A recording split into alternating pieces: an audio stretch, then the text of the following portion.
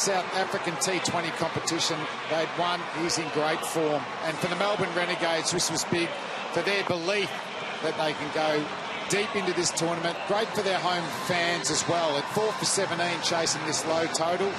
They got a little bit quiet, but a wonderful partnership. The emerging Sam Harper, Mohamed Nabi, what a great import he was last year. He's backed it up again tonight. And all in all, a feel-good win for the Melbourne Renegades. Well, in spite of the loss of those 4 early wickets, the target of 104 was never going to seriously challenge the Renegades. It was that partnership of 68 between Sam Harper and Mohamed Nabi which settled nerves, and although they got out, they did leave not much for the lower order to do, and so the Renegades got home with 4 and a bit overs to spare. Well played to them.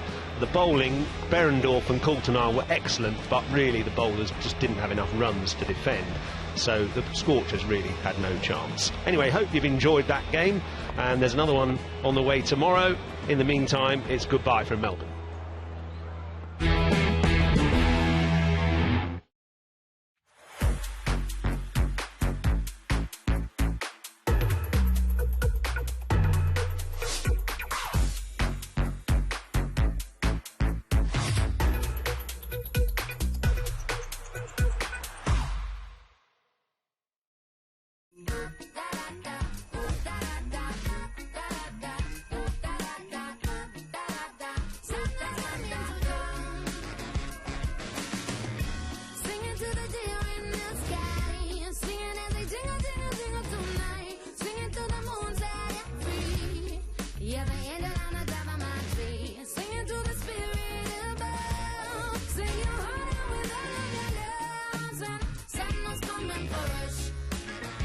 Laundry. There is another way. With Ariel, you can just pod.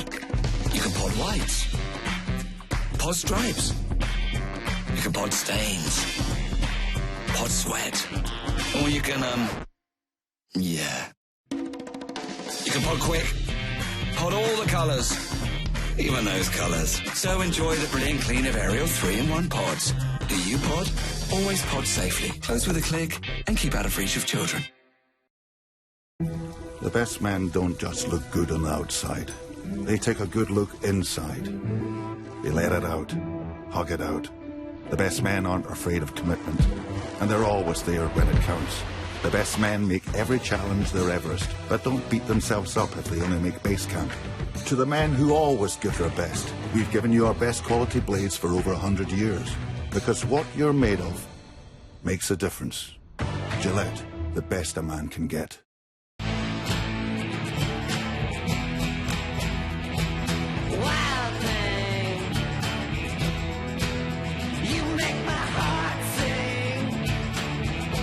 L'Homme Lacoste.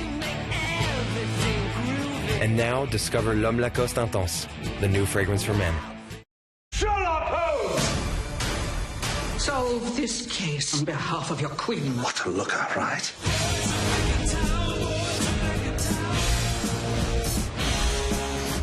You've walked into our trap. The hexagon. Where are you pointing? There. This way or that way? There. Holmes and Watson. It's hard to brush how my dentist recommends with a manual brush, but she said I can with this. Go Pro with Oral-B Genius. It helps you brush thoroughly for the right time and pressure for a healthier, whiter smile. And now, get the limited edition Oral-B Genius collection. Oral-B. Better than half price at Boots. This is what we came for. What about that for an answer? Goodness, what a start. He has absolutely smoked that. What a start to this series.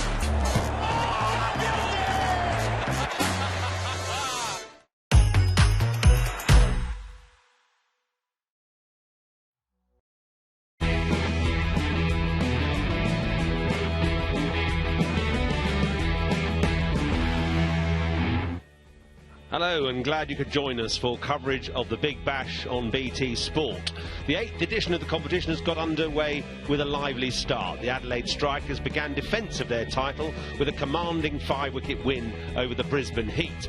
Rashid Khan was once again the star man, picking up 3 key wickets. That was followed yesterday by the clash between the Melbourne Renegades and the Perth Scorchers. The Renegades featured 5 debutants, but that lack of experience didn't hold them back as they dismissed Perth for only 103. A total they chased down with ease, thanks to some big hitting from Sam Harper and Mohamed Nabi. So welcome to the Manukau Oval in Canberra for this third match in BBL Series 8, Sydney Thunder against Melbourne Stars. And we can get straight down to the toss with Jason Richardson and the 2 captains, Glenn Maxwell and Shane Watson. Traditional start to a big bash match is normally the coin toss, but it's now, of course, tossing the bat, joined by 2 captains and also the referee. And Resty's going to be flipping it up, and Glenn Maxwell's going to be calling flats or roofs, which is a very Victorian thing. So, Maxie, away we go. Flats. He says flats, and flats it is. What's the decision? We're going to have a bowl first. Okay, why? Just with a bit of rain around, it's nice to know what you're chasing in games like this, and I don't think the conditions are going to change too much either. Nice feeling going into a new season. Yeah, exciting, really exciting. The group's really excited to actually get the tournament kicked off. It's been nice to watch the other 2 games and warm into it that way. Okay, is there a player that you're going to identify that we all should get excited about? Sandeep, our Nepalese overseas, is pretty exciting, and he's got a great following from Nepal as well here. Mate, good luck. Cheers, thank you. There's Glenn Maxwell, Shane Watson. Okay, was that what you were expecting? I didn't know what to expect, to be honest, with a little bit of rain around as well. The outfield's going to be a little bit wet to start with, so yeah, we're happy to bat first. Okay, and your team, who are we looking forward to this season? We've got a few exciting players, but look, Joss Butler and Joe Root are great overseas players for us, so they're world-class batters, so I'm sure they're going to set the BBL alight. Go and get ready. Thank you. Cheers. So Shane Watson and his team better get ready to have a bat because Glenn Maxwell has sent them in. Then here are the teams, and it's a debutant, of course, for Sydney Thunder. Joe Root down there. He won't be batting at number 8, I don't think. He'll be partnering Joss Butler at some stage out in the middle.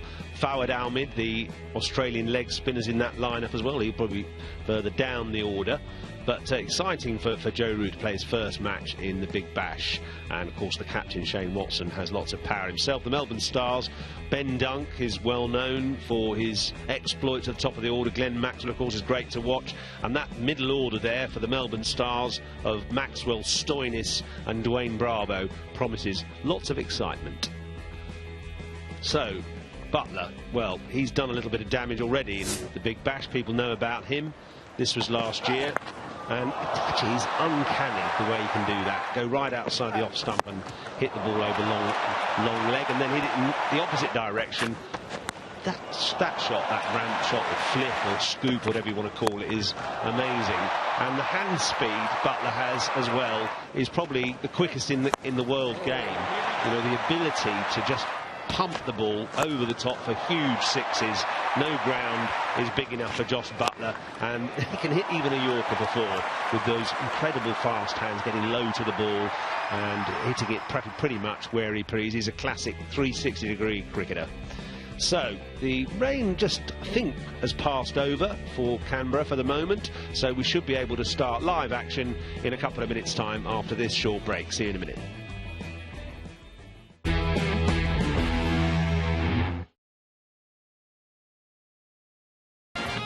Cut! Great energy! On my cue, can you stop and show me the number 1? Cut! Cut! Now stand still. Cut! He is going to stop, right? He never stops. He's Mr. Energizer. I've got an idea. Energizer Max Plus, our longest-lasting alkaline. Those your first 4 scorers? All right, special one. You pick 'em. You pick 'em. You pick 'em. You pick 'em. Ah, challenge accepted. Brain cells current prize money? Christmas bonus hunch. It's 100 grand. At least. It's hunch time. 1, Fabinho. 2, Barney. 3, Sterling. 4, Harry. Kane. Heed your hunch with Betway. Pick the first 4 scorers this weekend for a chance to win our Christmas jackpot. Who are we if we allow our oldest friends to suffer and die? Who are we if we let our beautiful forests be cut down pillaged and turned to ash. Who are we if we just go along with this? Ignore all the warnings and pretend that this isn't real. Who are we? It's time to decide. We can be the generation that lost it all, or we can be the ones that chose to fight. If you believe in the fight for our world, then please call the number on screen and become a WWF member right now. Because when you do, you'll join a movement of people dedicated to defending our forests, our oceans, and our wildlife. And we'll send you a membership pack telling you about the simple choices you can make to help protect our world. We are the first generation who know we're destroying our world, and could be the last that can do anything about it. So please call 0800 035 5920 or go online to become a WWF member. Please join the fight for our world right now and show the world who you really are. Schwartz will add a twist to your Christmas for flavors that feel sensational. Spice up your senses, Schwartz.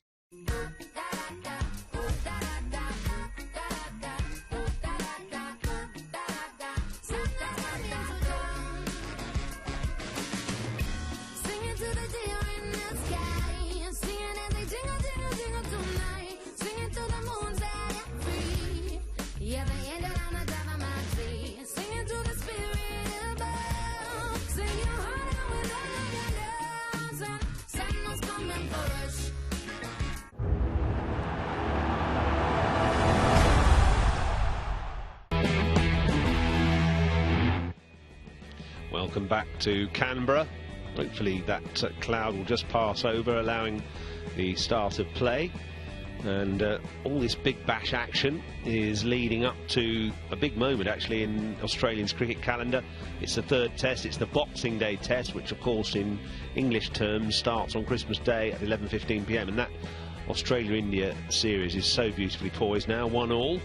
So tune in to the third test from the MCG on 11:15 on Christmas Day, and you can also watch this programme on the BT Sport app. Sky and BT TV customers can download the BT Sport app to watch live and catch up. So we're just looking to see when the umpires will emerge. At the moment the Melbourne Stars have won the toss and will bowl first. Actually it's just a tendency these days in T20 cricket for the team winning the toss or the coin toss or the bat flip to decide to field first to see what they can chase. The range of modern batsmen is quite incredible, the way they can just chase pretty much anything you set them. The women's game played earlier on this pitch made it look pretty flat. Good bounce, decent pace. The Hurricanes, the Hobart Hurricanes scrapped together to get 150. They probably should have got about 175, 180. So the men, any of the men who were watching that game will have got a sense for the fact that it's a decent pitch with decent pace. So 170, 180 should be the target for the Thunder, batting first, and with the likes of Shane Watson, Josh Buttler, Joe Root obviously, Callum Ferguson and others, the range of their scoring is potentially, well, could be 200. So here come the Stars, led by Glenn Maxwell, who actually probably considers himself a little bit unlucky that he's not in the Australian Test lineup. Made 100 in the subcontinent only probably 12 months ago, and looked as if he was set for a long run in the Australian Test team, but then a couple of failures and perhaps Steve Smith not valuing his position or his ability as much as maybe others did, and he lost his way and lost his place. So here come the openers. It's Buttler, of course, on the right and Shane Watson on the left. It's a bowler's nightmare, this. Buttler and Watson coming out to bat in a 20-over game, and they're so different actually in the way they play. Watson just pummeling the ball over the leg side, and Buttler can basically hit it anywhere. So it's hard hut area in the crowd, and bowlers sort of pulling a hamstring and saying, I don't want to bowl. That's my reaction to bowling at these guys. Anyway, it's a great-looking pitch, and should be into an exciting performance here by the Sydney Thunder. So let's get down to the action and join the commentators, Michael Slater, Ricky Ponting and Damien Fleming, and it looks like a spinner's going to open the bowling. That's a good idea.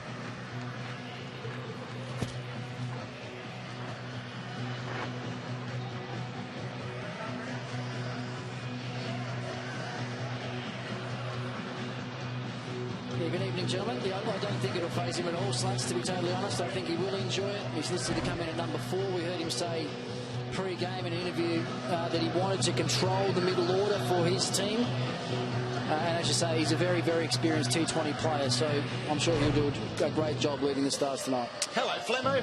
Yes, good evening, Slats, Rick and the viewers. And this will be an unbelievable power play. Michael Beer, very experienced, opening up for the Melbourne Stars. Doesn't spin the ball a lot, but he's the master of angles and changes of pace against two of the most explosive batters in the world. Butler, Shane Watson, who's dominated the competition in the last couple of years. Career strike rate's of about 140. So good luck, only 2 fieldsmen out. But really looking forward to this contest, gentlemen. Well, they've gone heavy at the top, haven't they? A lot of power, Butler and Watson. Michael Beer looks to bowl arm balls, if anything, in the power play. Doesn't really try and turn it. Here we go. Yeah, and straight away it's Butler through the onside. He's plays with a lot of courage. What I like about this opening combination, they're two right-handers, but they do play very orthodox strokes. They give themselves every chance to get going with good cricket shots. Shane Watson, as we've seen year in, year out, so strong down the ground. He loves driving in the air, along the turf, and that ball will get wet. We've had quite heavy rain in the build-up to this, so we've got underway on time, which is absolutely fantastic. It was buckling down about an hour ago. The ground staff have done a wonderful job, and we've got a terrific pitch here at Manuka Oval. And we're sitting in a new stand, brand spanker, and we found the air conditioning, which is good. It was a little bit sticky early, wasn't it? It was a bit sticky. A bit sticky. So Shane Watson, first delivery. Down. Great hand, great hand. This field, so that's a bonus for Watson getting off the strike. Come back for 2. Watto not as fast as he used to be. Occasionally looks like he's suffering from rigor mortis. Hits boundaries, isn't he? He's a power hitter. But Michael Beer just dropping a little bit short. He prides himself on bowling a lot of those arm balls that Ricky Ponting was talking about. So in some ways he's like a left arm medium pace in-swing bowler to the right-handers. Protection at mid-wicket and long on for him. Ball. Out of it. Yeah, that's exactly what we're used to seeing right there. As you say, Flem, just almost conventional arm ball delivery, swinging in towards the right-hander's leg stump. With the pace that he bowls as well, he can't afford to get outside the off-stump. It's easy runs through the covers if he does that. Hey, Punter, what about 2 easy singles through mid-wicket area there? Do they need the point and backward point if he's going to bowl full in-swingers? Out of luck. That area again, yeah, that's what I wouldn't mind, you know, plugging up and forcing a different shot. I'll tell you why they've got him there, Flem. Josh Butler is a great reverse sweeper of the ball, and with a pace on it that Michael Beer bowls, you've only got to get some sort of bat on it. It's very easy to beat those guys inside the circle behind point on the offside. So what they're saying, they're happy to give up the single rather than going for a 4. Live with that, but don't do it to Watto. Watto won't sweep. Catch! Waiting. Well done, Dwayne. Streaker there from Watson. Loves to drive. Very strong in the pull shot as well. He was playing recently in that T10 tournament I talked about, and he was one of about 6 players that got over 200 runs. Jeez. It was young Corin from the West Indies, got 400 runs, but Watto was up there, still scoring them. Catch! Just short through, and it'll be the first boundary of the evening. Very forceful down the ground. First over done. It is no wicket for 9.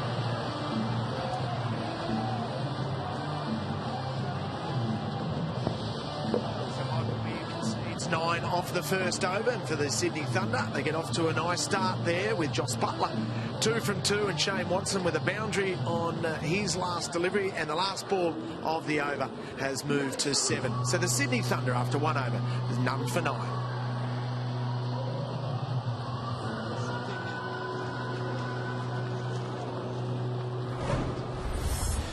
was a handy boundary for Watson. Last ball, so Beer, he goes for 9. That's the lineup. Ferguson, Root, Sangha, Sams. And then Green, who's worked particularly hard in his batting, run into last year's instalment of Big Bash. Very talented cricketer. I've watched a lot of him overseas, and in CPL he ended up captaining that side.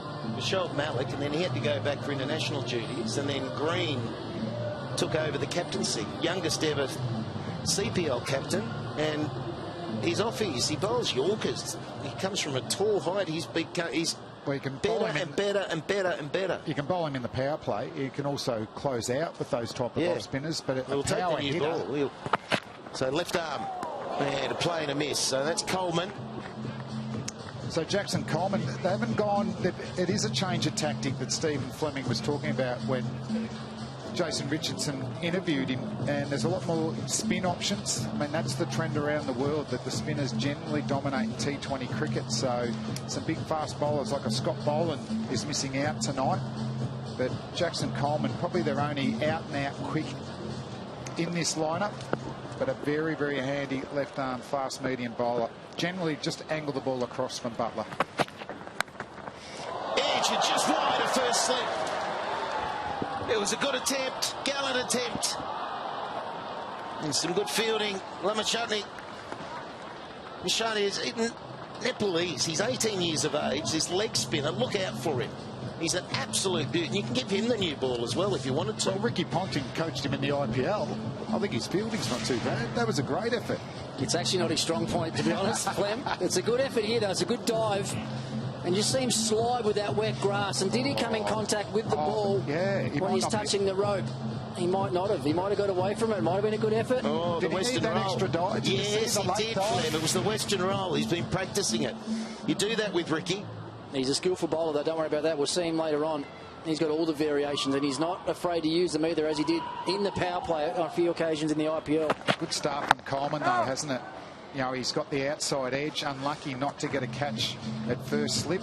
I said pre-game, didn't I, about the Sydney Thunder going really heavy up the top. Have a look at this for a record as an opener in T20s since May last year. 13 games, 635 runs. Look at that average there.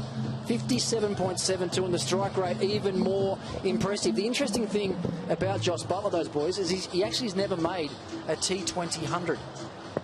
He's going to get plenty of opportunities over the next few weeks on some really good wickets here in Australia. Yeah, he'll enjoy the pitches here. He goes hard too. Probably just a case of him playing for the team. He says that about himself, that he plays for the team, whatever the situation's determined. He's got a little message on the top of his bat. He says publicly, it says stuff it. That just don't think about it, but I'm not sure it's actually how it's written on his bat. Yeah. How is it written there? Spelled differently. Spelled differently, but means basically get out of your head and play according to what. I'll tell you what. No demons, Flemmo. I'll tell you what, for us bowlers in the Big Bash, just look away from those stats right now. That's feared. Strike rate of 164. Just with Jackson Coleman as well, Flem, just the way he bowls his action, he looks like he just cuts the ball away from the right-handers. Doesn't really look to bring it back in, does he? Yeah.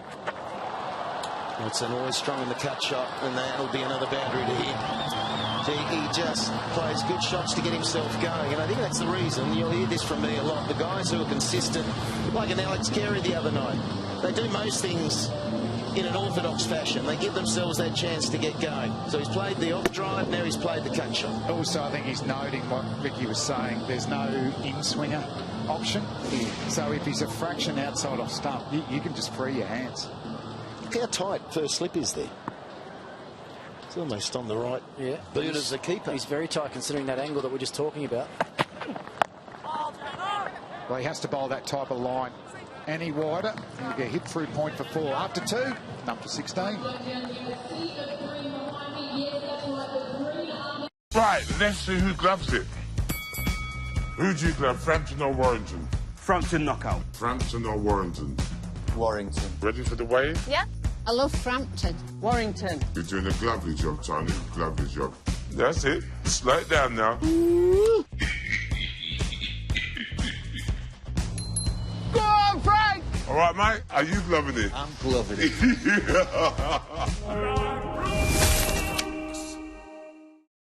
Here by the Sydney Thunder. So go to bigbash.com.au to get your tickets. There, the game's coming up. Doubleheader 22, 23, and they keep coming. Smorgasbord, Flemmo. So bigbash.com.au for all your tickets. Get there now.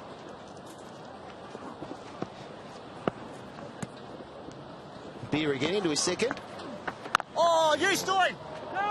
Good fielding on that occasion. We've seen a couple of little fumbles so far in the field. A bit damp. They've changed the field up as well now, the Melbourne Stars. Long off's gone back on the circle, and they brought that line up, Flem. So he's mid-on's inside the circle. They've just got one deep man on the leg side at mid-wicket. Down again, Stoin. So that says to me he's going to bowl a bit straighter here, Michael Beer. Get his length right. Change of pace is quite quick at the moment, 96 kilometres an hour. Yeah, I think he's cramps him up for room. Yeah, I think his line now is going to be more on that off-stump line, isn't it? There's a long off in place. Used to the feet. There's nothing really going to threaten past the bat, you would think. Ball, if it did turn, would be away from the right-handers, but pitch here looks fantastic. The women BBL beforehand, it was 150 chased down. Scores. Yeah, chased down comfortably in the end, 152. Watson looks to play the spinners more off the back foot. We just saw Butler then use his feet and get down to the pitch. Watson looks to stay back unless it's really tossed up. Oh, Beery. It's a perfect length. Michael Beer, good pace as well, Flam. 93 kilometres an hour. That's about the speed that he normally operates at, those mid-90s. Tell you what I noticed recently when I saw him play, dropping on one leg and hawking it over square.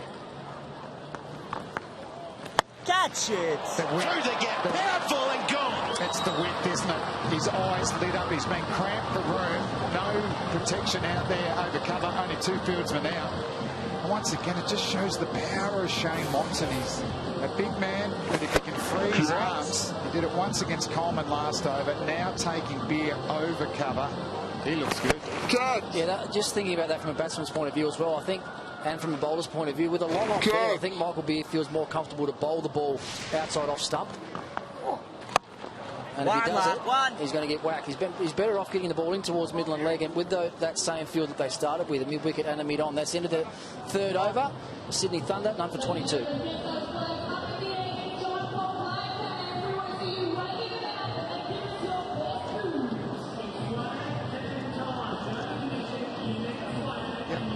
I don't know about it.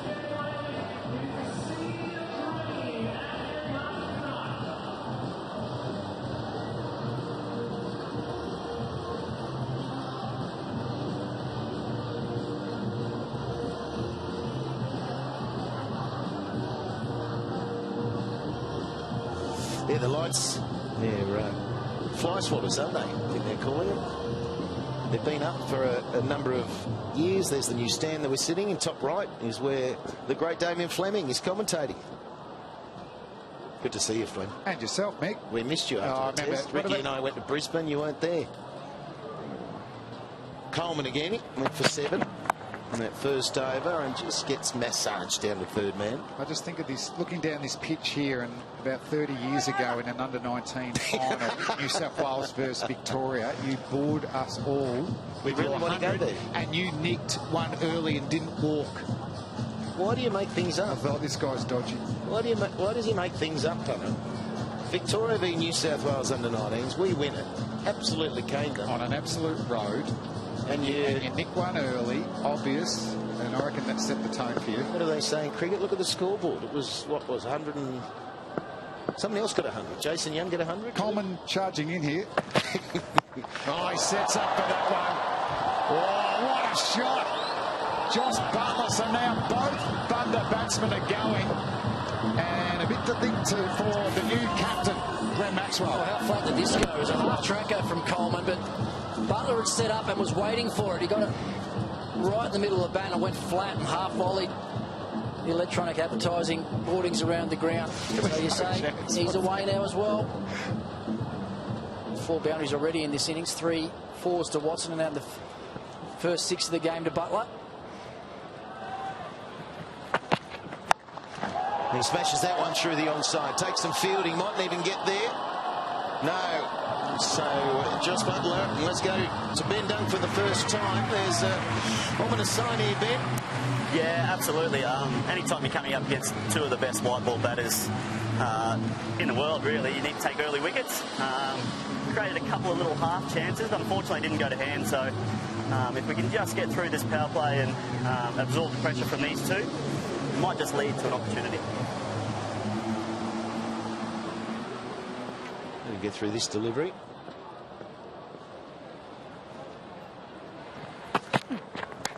Oh, he doesn't like that shot either. Yeah, Dunky, we saw the outfield was a little bit wet before the start of the game. Has that had any sort of impact on the ball so far? I can't quite tell at the moment. I haven't really touched a lot of it, but I'd like to think so, Rick, after the two misfields in the first over, that the ball was skidding on and it's hard to field. So. And to be fair, Dunky, you've got gloves on. Yeah. It's hard to field the ball. It is a fraction Just hard. let her look at it. It'll be interesting to see how that impacts, our innings. We're obviously spin heavy, so hopefully we're hoping the outfield dries up. A couple with the brand new ball from Beery spun a little bit, so that was encouraging signs. Just a change in field. Third man's now come into the circle. Good change of pace. Well kept, Dunky. That did turn on the second one. Now, you've talked about Beer. What about the pitch, the pace and the bounce from Jackson Coleman? What's your reading there? Yeah, it's been pretty even pace so far. That slow ball actually looked like it gripped a little bit and maybe stayed in the wicket. I'm not sure how quickly the covers got on. It might have just had a little bit of sprinkle. So, again, I guess these first few overs, it's just all about both teams feeling out the conditions and trying to adapt as quickly as possible. But like I said at the start, these are two of the best batsmen, white ball batsmen in the world, so we really need to get one of them out pretty soon. That's the task. We'll leave you to it, Dunky. Thank you. It'll be wide. It's a big effort ball, just to give you a heads up in terms of head-to-head battles. It is the Thunder 5-3 over the Stars. The Stars finished last. They had 2 wins last year. 2 places ahead of them were the Thunder, so they only had 4 wins, so they're trying to turn it round. Yeah, no, Glenn Maxwell taking over the reins. It's been impressive, evidently, in the 2 practice matches. Just see from Dunk and talking about Jackson Coleman that the pitch is pretty flat. He went for a 6 and 4. Now he's decided, I've got to provide the variation. There's been a slower ball. There's been a bouncer. I think he'll go full here. Oh, stroke. This guy is on fire immediately. He's raced to 20. 4 overs. And it's 38 runs for no loss.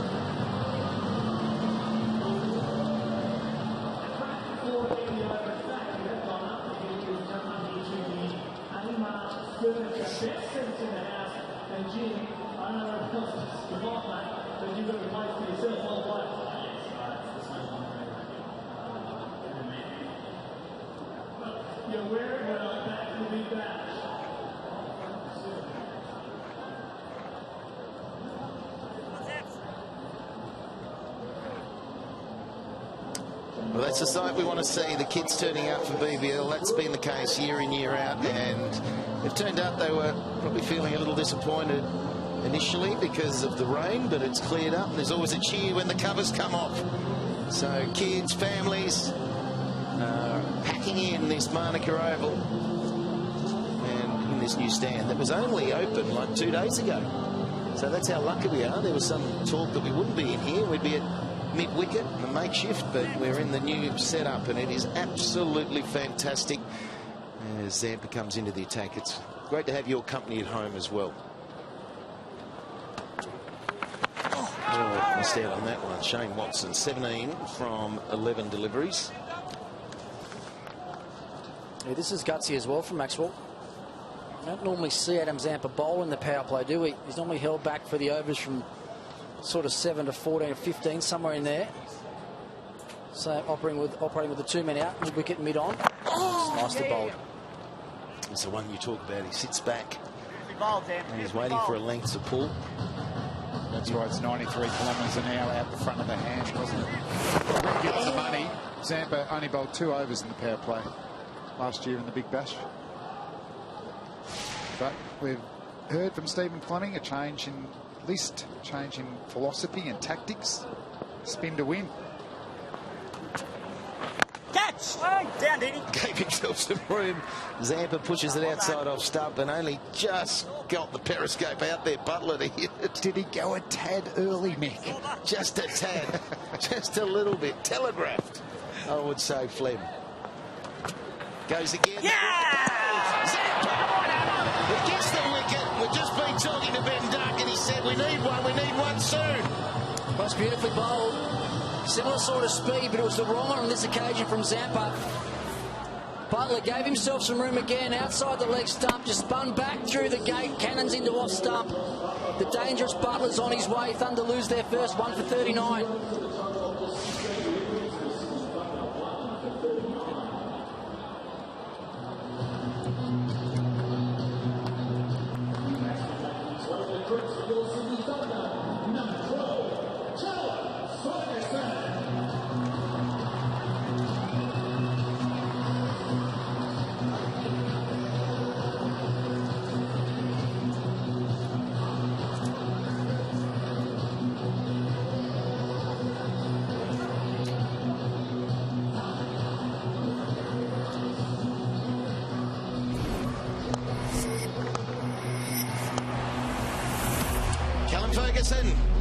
He is number 12. He's been around for a long time. He's played that one test match a couple of years ago down in Tasmania. Unlucky to be dropped after that one. His brother flew all the way to England to watch him get run out. Tennis player, the brother, isn't he? Yep. And he had a bit of a lean trot last year, Fergie. He's never far from the runs. Unfortunately, a few years ago, he blew his knee when he was in that one-day white ball squad, but he gets a fabulous opportunity to start this edition of the Big Bash. It is the 8th season. He knows all about it. He knows exactly what the Stars under their new captain are wanting from him at number 3. It's been a terrific over, hasn't it, from Zampa? We're in the power play. Watson and Butler on fire. Not noted in the power play overs, bowling Adam Zampa, but his change of pace. The wrong one's worked a treat, the one out of the front of the hand. Missing leg, is it missing leg? Jeez. Gee, you called that out quickly, Flem. It's going to hit the stumps after 5. It's all happening, 1 for 39.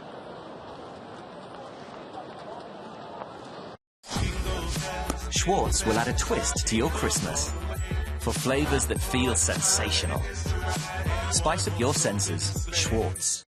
With O2, £22 doesn't just get you a massive 20 gig of data with unlimited text and minutes, it also gets you 6 months Netflix on us. It's Santa Claus. Live and in person.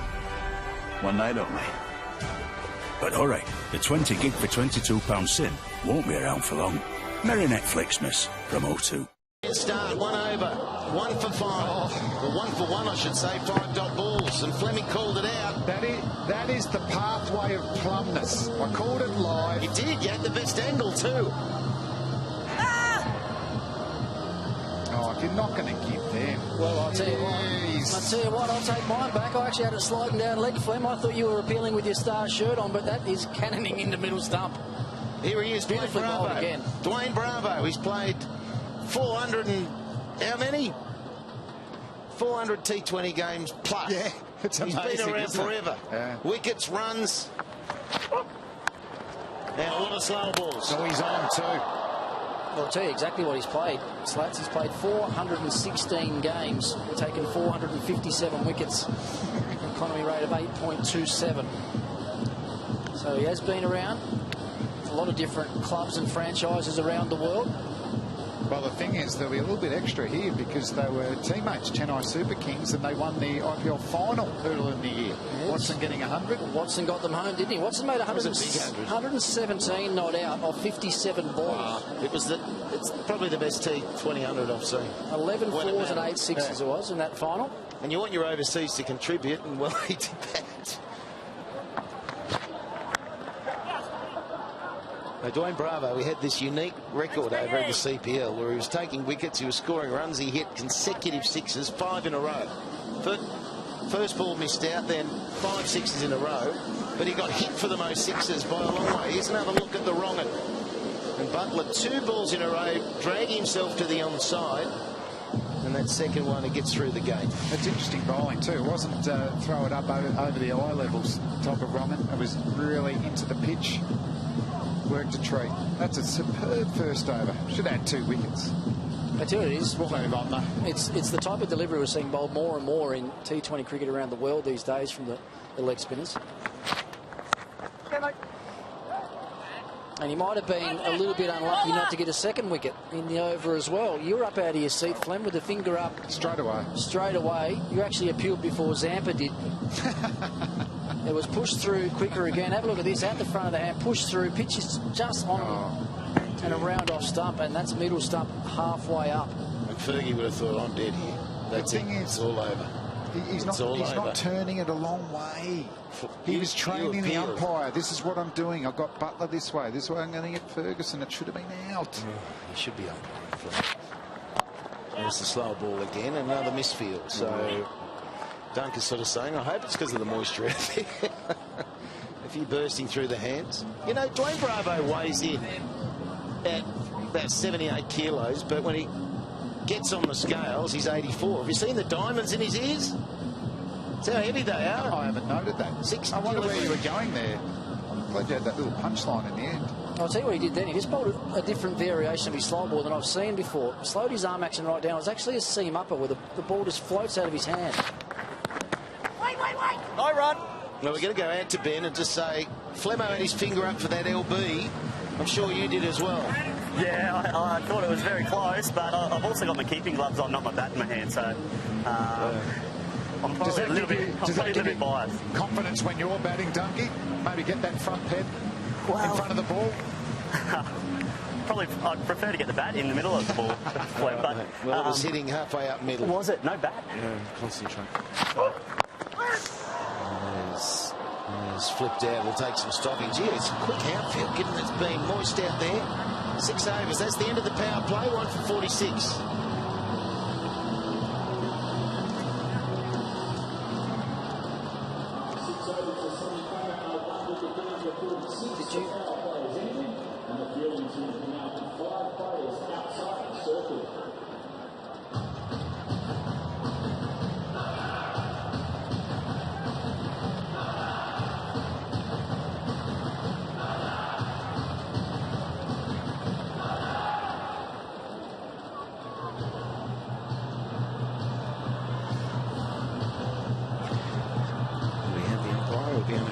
Because Sanders going to be going well out of the power play, so a little bit of ease there for the captain, Maxwell.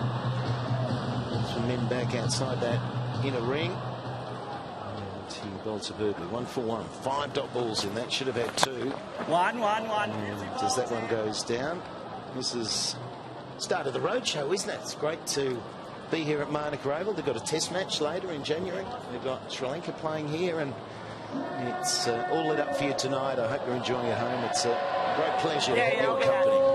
I'll try. You're reasonably happy, both teams, probably right now. Stars will be reasonably happy to have Butler in the shed and keep the Thunder to 46 from the power play. But also from a batting team's point of view, that's the sort of number that you're generally happy with coming out of your 6 overs. Only the 1 wicket down, somewhere in the mid-40s.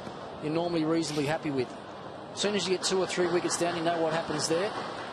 3 wickets down the power play, actually going to win very few games. Watson's going to hold the key now. We've got Joe Root to come next. Oh, down, Berry. Deep shot, no. Well, there's a sliding scale, isn't there? They've actually done the percentage of it. If you lose 3, it's like 25% chance of winning. You lose 4, you have 15% chance of winning. In fact, he worked that out. So, and that's an area of concern for the Stars. If you were to look at their power plays batting last year, they lost 3 for too many times. And there was one game where they lost 4 for 40.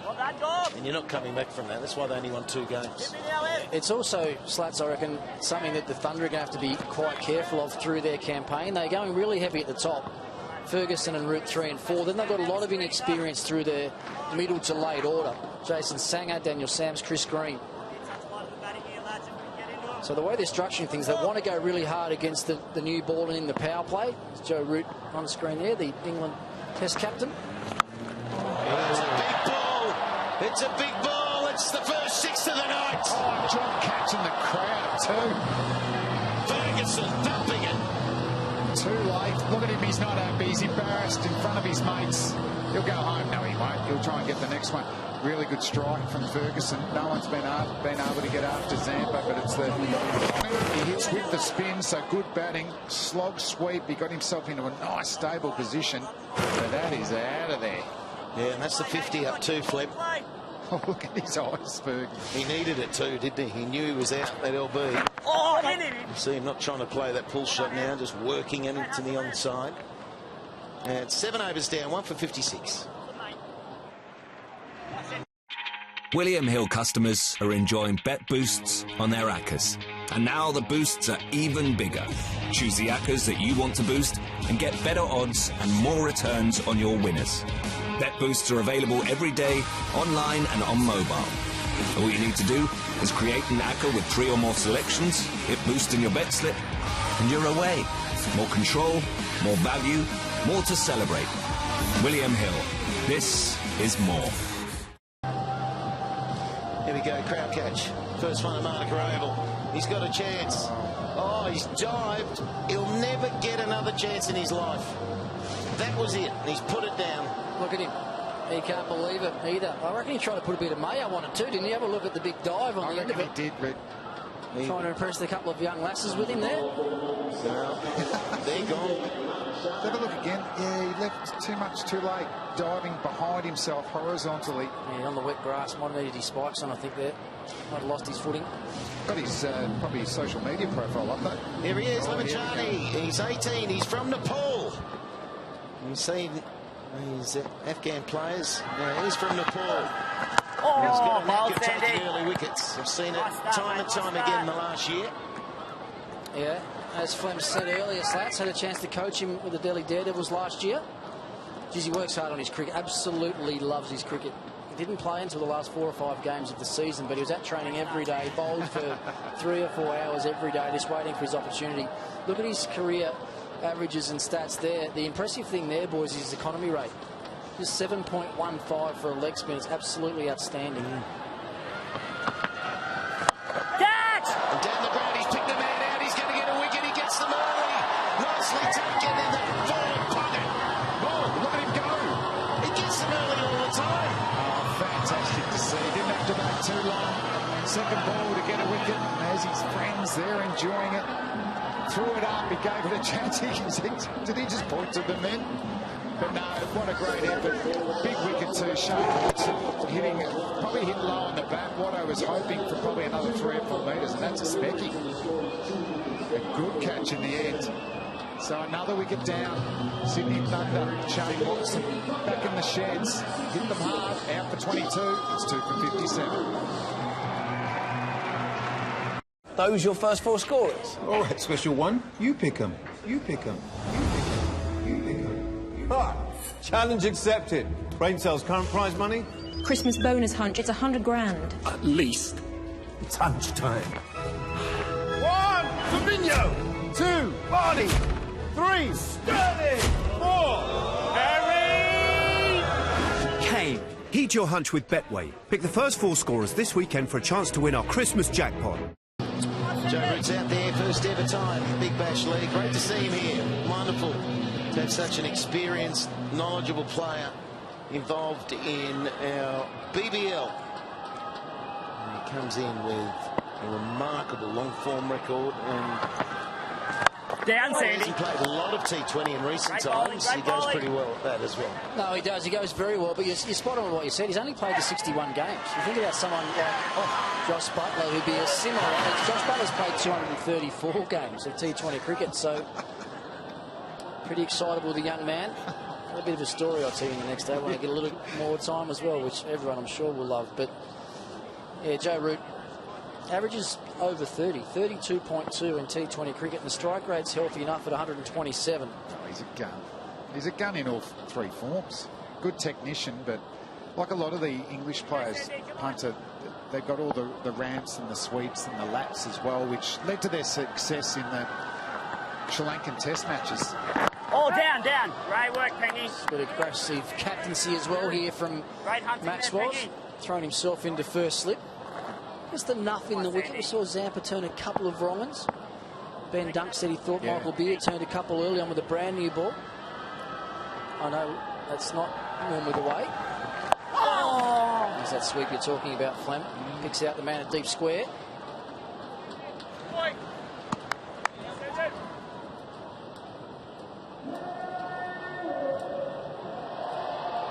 Leading early, isn't he, Joe? Yes. I think he gets 7 games in, though. We were saying to Shane Bond, the Sydney Thunder coach, before the game. He leaves on about the 8th of January, somewhere around there. They've got 3 test matches in the Caribbean, from memory. Terrific first over, though, from the Catch! youngster. On the mark. Tooni's first over. That is the room service catch. Easily delivered. He'll take it. Leading edge from Ferguson, just trying to work across the spin into the vacant mid-wicket region. Just held up in the surface, caught the outside half of the bat and pops back an absolute sitter.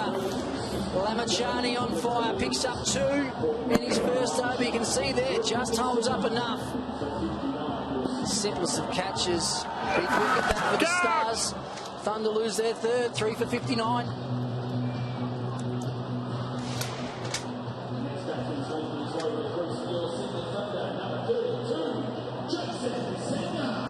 BetUK.com.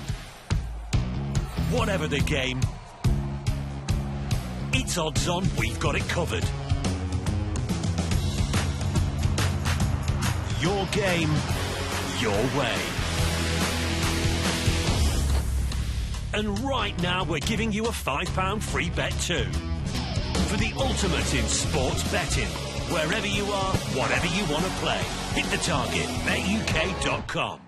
After 8 overs, Sydney Thunder are 3 for 59. Sandeep Lamachani picking up 2 wickets in his first over. He has 2 for 3. Jason Sangha is the new man at the crease. Michael Beard back into the attack. I was saying a couple of overs ago as well, boys, this is where they needed to be careful with the Thunder. They couldn't afford to lose their experienced players with this inexperienced middle order. Oh, beautiful, Beery. Well, straight away, the pressure's on Joe Root. The international star, he's got to guide the ship now because they could go in the real strife from here. And this might be the first gutsy call you've ever got up, Flem. I'm only 1 wicket away. I was nearly going to go the youngster get a wicket in his first over, but I thought I'd go big, a gutsy call. Well, not the obvious calls that you've made your own during the test matches, Michael. He didn't have any. He's off the mark straight away. Really keen to have a look, Jason Sangha. He's already got 2 first-class hundreds to his name, 1 against England last year, so Joe Root would have played and seen that. But we talk about the big bash, the big names, the Australian, the English Test captains out there in the middle. But young teenage Sangha gets to bat with him. How much for his cricket education? How big will this partnership be? For their sake, they want a big one. Oh, ball, There's Beery. a turn there for Beer. He's not a real spinner of the ball. He just uses flight as the deception. From the way it started, it was motoring. Watson, Joss Butler. Straight away, the Stars under the pump, but haven't they pulled it back? There's a lot of spin being used. Once again, those slats, it's the leg spinners, isn't it? They've done the damage. No, it's incredible. Zampa with the first one, Lamachani with the next 2. Oh, yes, please, Sandy.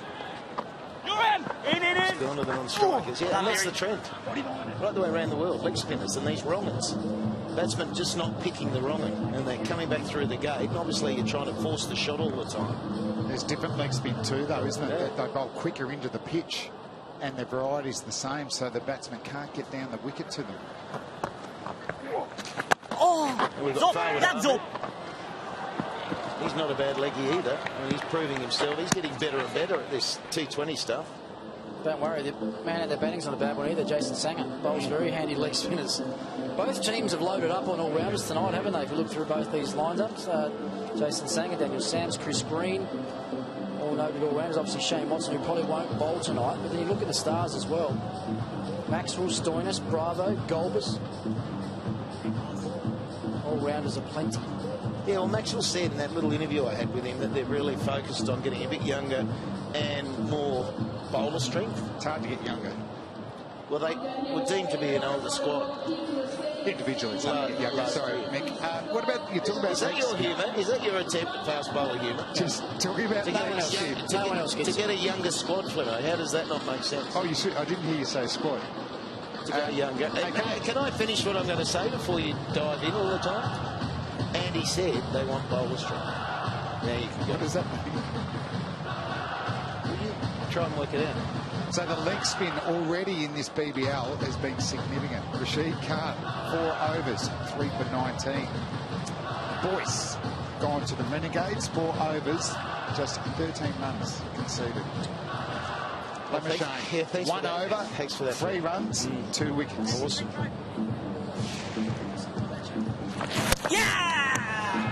There's that first wicket to go. Josh Butlary fancied the onside room, and then Watson. That's such an easy shot for him, but he didn't get hold of it, and that was a bad shot from Ferguson. Back line. Oh, Beery, lovely effort, mate. Oh, Beery, see that dive? Fantastic. 9 overs done, 3 for 66.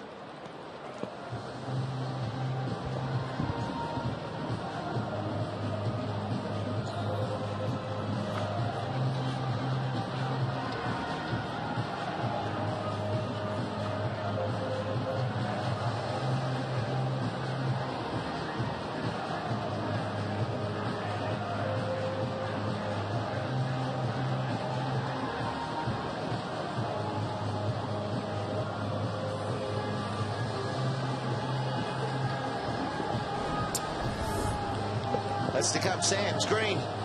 Andrew Sandhu, they don't want to get there too quickly. As the youngster continues from Nepal, can you believe it? 18.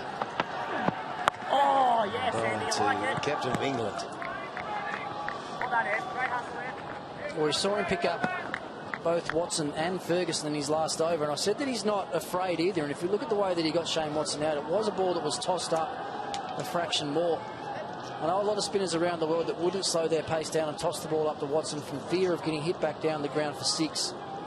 It goes to show the courage of this young Nepalese leg spinner. We'll have a bit of a chat to him out there before the game this afternoon, and he said he went without food after landing in Australia for 3 days in a row. I said, mate, what happened? And he said, the credit card that I use in Nepal all around the world actually didn't work in Australia. Well done, well done. Charged too, he thought it was out. Was the finger up, Flem? What do you think? I'll just give it out. Yes, you do.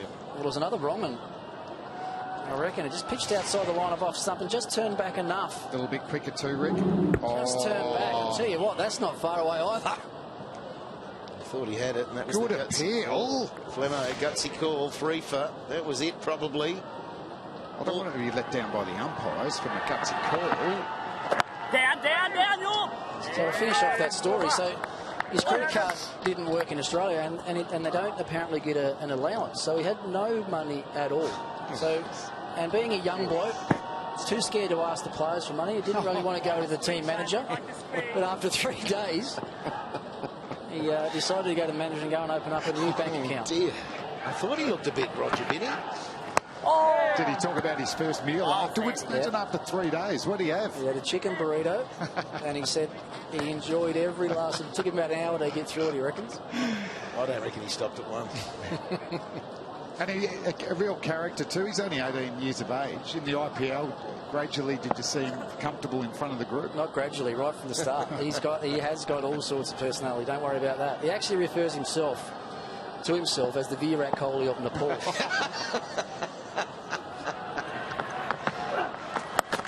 That's the wrong. He gets it wrong. So Joe Root just helps that on its way. That's easy pickings. Very correct player, Joe Root, but he's not going to miss out on that one.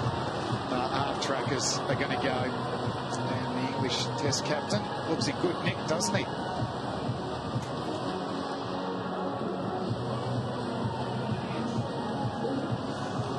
Yeah, well, they can't afford to take too many risks now, either the Sydney Thunder. This is an important partnership for them. So I think for the next 2, 3, 4 overs, we'll see some pretty normal cricket shots.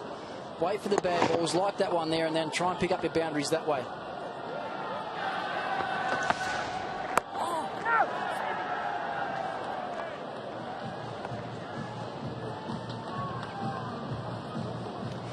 10 overs. So 10 overs, we're halfway there, 3 for 72. That's a run rate of 7.2. Projections at that rate is 144.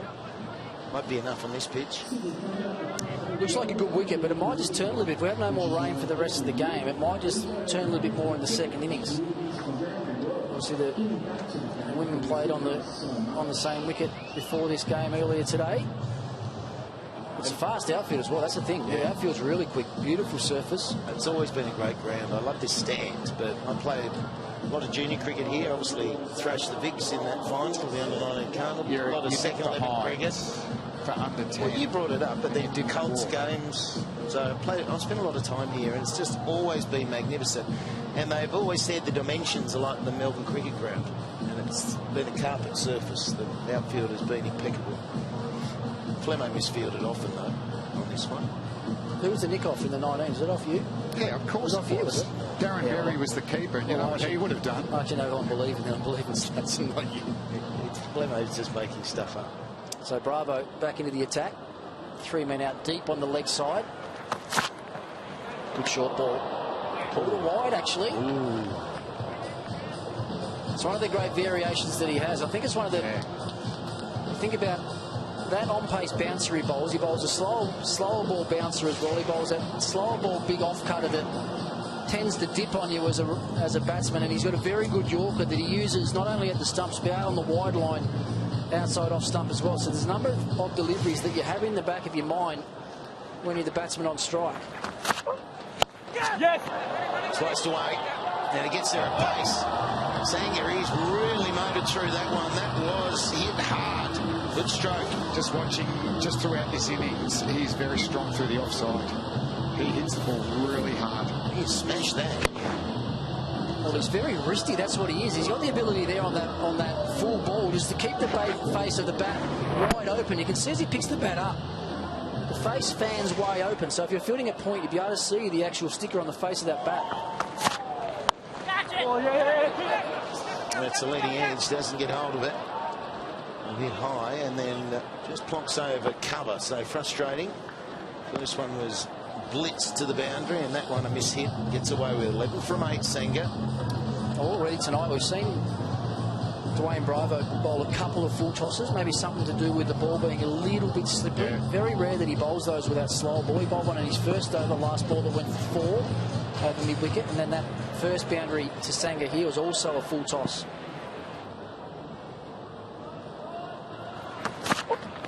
Yes.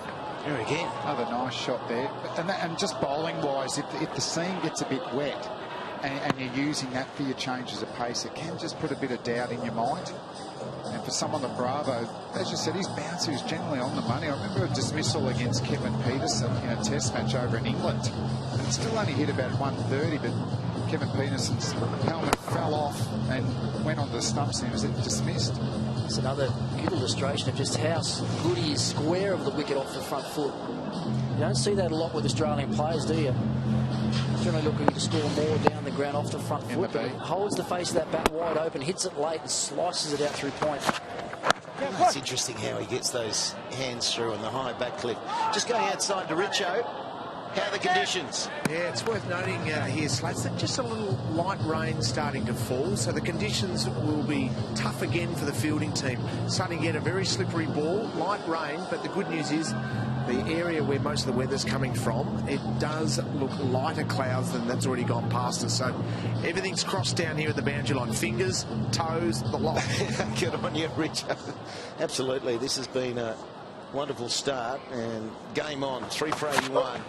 Yeah. There's a long way to go in this game. You don't want rain intervening, that's for sure. Particularly in your first outing, you want to finish the game whether you win or lose. You just want to get things underway. Well, it sounds like my gutsy call's out the window already. I had no rain for the rest of the game, but that was a very gutsy call, Rick. But that's what a gutsy call is. That's it. Yeah, thanks, guys. You're getting close to yours as well for a change. Just one more wicket. I'm noting it. Root on strike. And that's wide. So that's the slower ball that just goes awry. Yeah, he's got about 2 or 3 versions of different slower balls. It's hard to get to ball's the same if you're facing Bravo. Well, that's everything out. That's the beauty. Let's have a look at this one. Just looks like he comes down the back half of the ball with a little bit of off spin. He's got one that he bowls sort of split finger sort of one too, doesn't he? It just drops on the batsman. And the quick bouncer and Yorker, good variety. Right arm smorgasbord. We can pick the man out to finish the 11th over. So, on track for 150 at this stage, 3 for 84.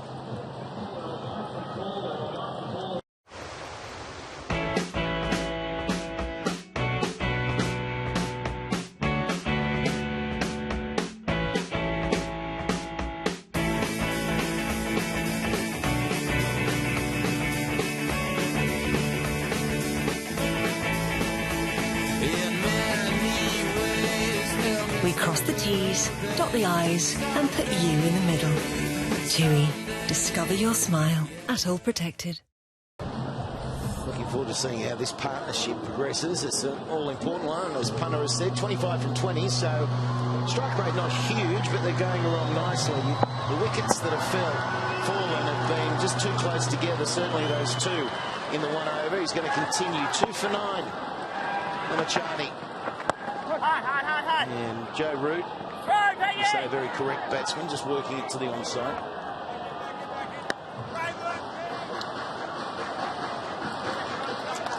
Isn't that fantastic? What I've seen so far, Shane will light up BBL 08 with his bowling #star, #at the stars. Yeah, he is. Well, he's so exuberant, don't you? Love to see that young exuberance, getting a wicket, going off. Mind you, Tahir is not that young anymore, and he tears right away around the ground. Yeah, I think he takes it a little bit too far, to be honest. Great hustle, Pinger. Tahir recently nearly ran off the ground in celebration. He got to the dugout. It was incredible. Mind you, he kept taking wickets. He had an excuse to run further and further. Sluts, I'll tell you who Sangha's backlift's a little bit like. It's like a mirror image of Brian Lara. Yeah, the way he picks it right up high. Big wrist cop, and face of the bat stays wide open. Because Lara was so wristy through the ball, wasn't he? Beautiful through square of the wicket, front and back foot. Yeah, he loves that shot, isn't it? Oh, so they got done. Spin. Oh, there's a shout here. Big dive. Pretty sure he got back. Well, Joe Root will learn the hard way. If you take Stoinis on from the boundary, more often than not, you're going to lose. He got done by a bit of late spin on the ball. Look at that arm. Fast throw. Great dive from Root, makes his ground. I'll take it from Ben Dunk as well. Good to get the tweets in, though. Bev, a bit of a social media superstar. Works for the Hobart Hurricanes, so keep them coming. Well, you've sent a few out. How many have you sent out so far? Tonight, none. No, okay. Well, that's rare. Why? Commentating. Because he's too busy reading them to send any out. That's why. That's right. Doing some research, boys. Do you ever get your head out of your iPad? What have you got up to? Record myself. You, Phil. You're the only one with an iPad in front of you. Just doing some research. Might chat about the scoreboard here. Oh, is that what you're looking at? Oval. Beautiful. The Jack Fingleton scoreboard. Bit of a history to that. Oh, well, it's... And you alluded to it earlier. The old style. Again, that'll run away. There's some work to do on the fence. And we get a little bit of extra skip along the grass with the moisture. So, Lamachani is 2 for 15, outstanding, and that's where he's pitched them. Yeah, it's sensational, isn't it? A very tight line. What it doesn't show which way they're actually turning. So the batsman's playing the line. If they're not reading them out of the hand, Rick, they're in real problems.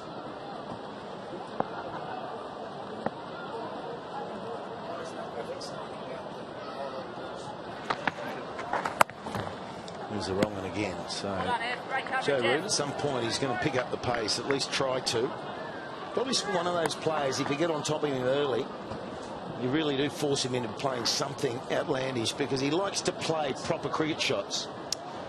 Yeah, he does, but also they've just got, it's a slight rebuild too, Slats, isn't it? Yeah. You want to make sure you got wickets to have a go at, you know, from overs 15 to 20, but it's bright enough. 32 off 25's okay, but they can launch from there. Yeah.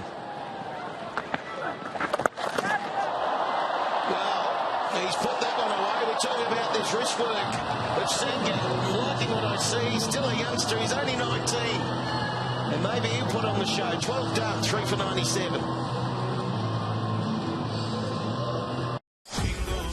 Schwartz will add a twist to your Christmas. For flavours that feel sensational. Spice up your senses. Schwartz. With O2, £22 doesn't just get you a massive 20 gig of data with unlimited text and minutes, it also gets you 6 months Netflix on us. It's Santa Claus. Live and in person. One night only. But alright, the 20 gig for £22 SIM won't be around for long. Merry Netflixmas from O2. We saw a cracking 6 here, punter. Yeah, last ball to be over. A bit of a drag down, Slats, wasn't it? But he was back very quickly and very deep in his crease. Jason Sangha helped himself to a maximum over deep backward square. You can just see he's disappointed with himself there too. Young Lamachani. Last ball of the over.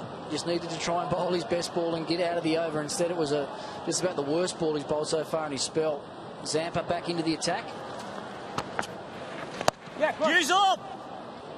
Yeah, it took pumping up the leg spinners as well. Rashid, Boyce, Lamashani tonight, but also Zampa. Superb, wasn't it? He changed the game. Bowling in the power play, 2.1 overs, 1 for 12, 6 dot balls. He looks good. Yeah, and with that little bit of rain that Jason Richardson was talking about, they might have to think about going back to their spinners a little bit earlier now with these leg spinners. Trying to bowl them when that ball's not too wet. We saw Lamachani in the last over drag a couple down. That might be a result of that ball getting a bit slippery again. Catch it! He's hitting him everywhere, Sangha, isn't he? He's playing some terrific shots. Well, he's incredible the way he gets through the power, but there's been a couple of those, hasn't there? Leading edges. Yeah, unbelievable. He's busy. Well, he's from Sydney. He played for Randwick Petersham. He debuted in first-class cricket 2017 in November. And then he scored his maiden first-class century in a second tour match. And the second year he was played to score a first-class century against England. Second to Sachin Tendulkar. So 19 years of age and showing us what he can do. It was good bowling again from Zampa. Wasn't just pushed through that little bit quicker. You can see there just skidding off the surface. Slightly damp ball. Best partnership of the innings so far now for the Thunder. 40 from 29. Straight up in the air. This will be out.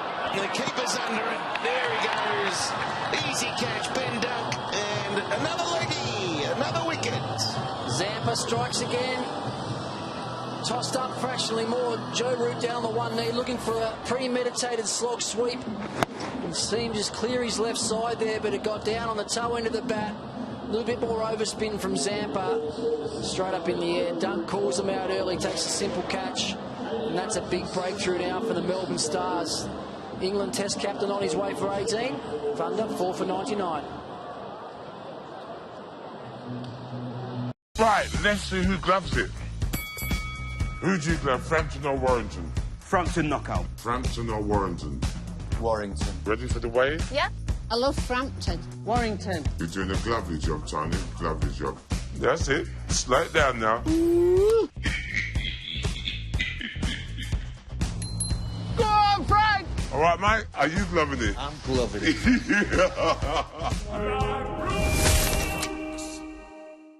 Daniel Sam's the new batsman for the Thunder. Came up to Joe Root, skied one. Didn't go too high either. It was a complete toe end, top edge. Didn't know where it went. So Zampa's got 2 as well. Yeah! And he's cut away. It'll race away. We're noticing, even though it's been raining, how quick the outfield is. But leg spin dominance, Flip.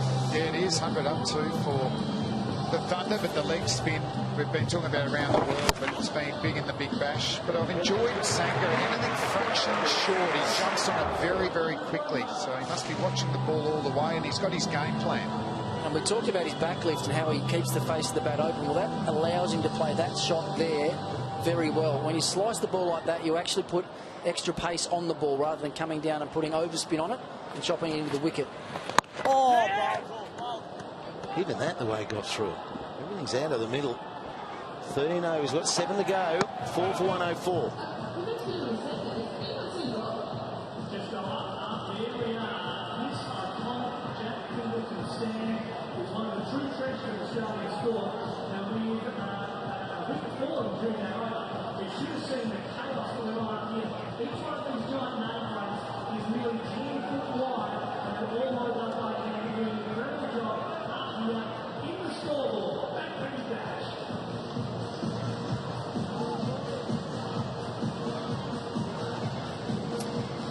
Glenn Maxwell is the captain. It'll be the first season that he takes that responsibility. So there are the predictions from all the commentators. Damien Fleming's got the Thunder third. I didn't see them doing so well this year. You or Hodge. To be fair. Punter, he didn't have much better. High in the air. He's got enough on it, though. What a ripper this kid is. That's exactly what you're talking about, Flem. Anything that's fractionally short, he's jumping back deep in his crease, using his crease well, but more importantly, backing himself to clear the rope. It's the second 6 now. Back deep and bang. He's the wrong swing of the bat. It's like a violent swing, isn't it? It's so full. It's like the big golf swing. Maxes it out. You get that left leg going and opening up, though. That generates a lot of power. A lot of power. It's been sensational. Oh, it's exciting.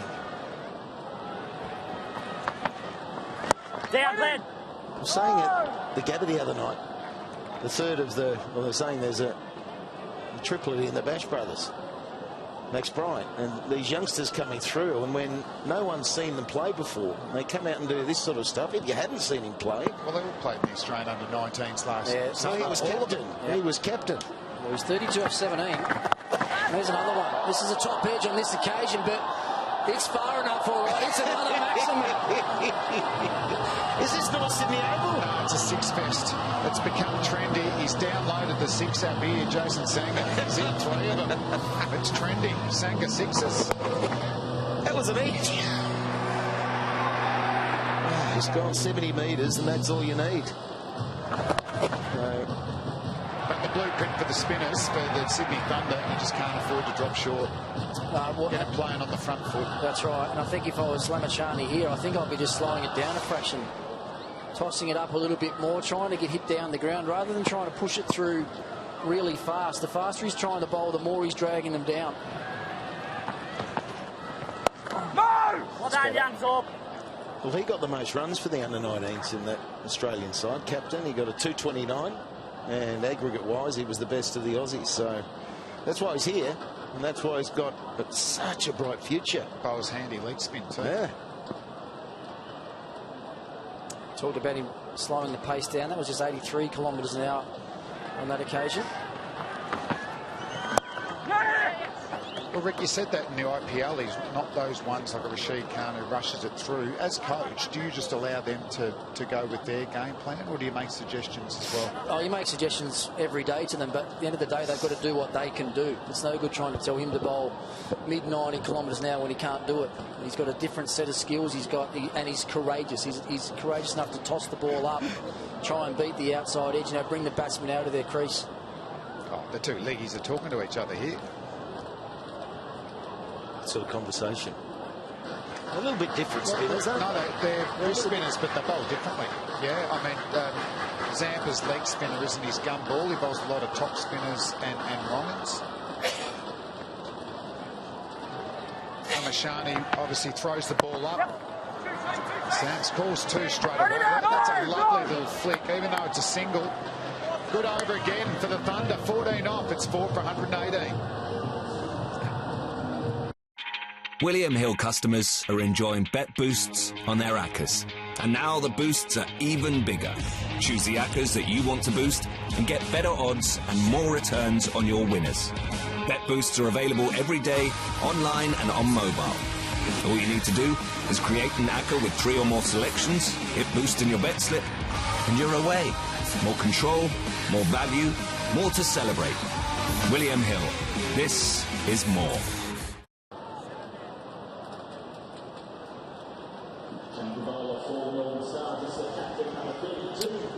Maxwell himself, the skipper, he's bringing himself into the attack, and he had a lot of success with the ball last year. Captain's prerogative. Catch! He might have got one straight away. Should absolutely have one straight away. Oh, he's made a meal of it. Absolute meal of it. Didn't race in. He was trying to pace himself to get there comfortably, but Larkin completely misread how far that was travelling. Nick on the block as well for the Melbourne Stars. You're right, Slats. He just didn't go hard enough, early enough. Had to do all the work late. And at the end, put in a big dive and just got his hands to it. Nearly stuck, didn't it? I think he's going again, Sams. He's just going to take on the off spin.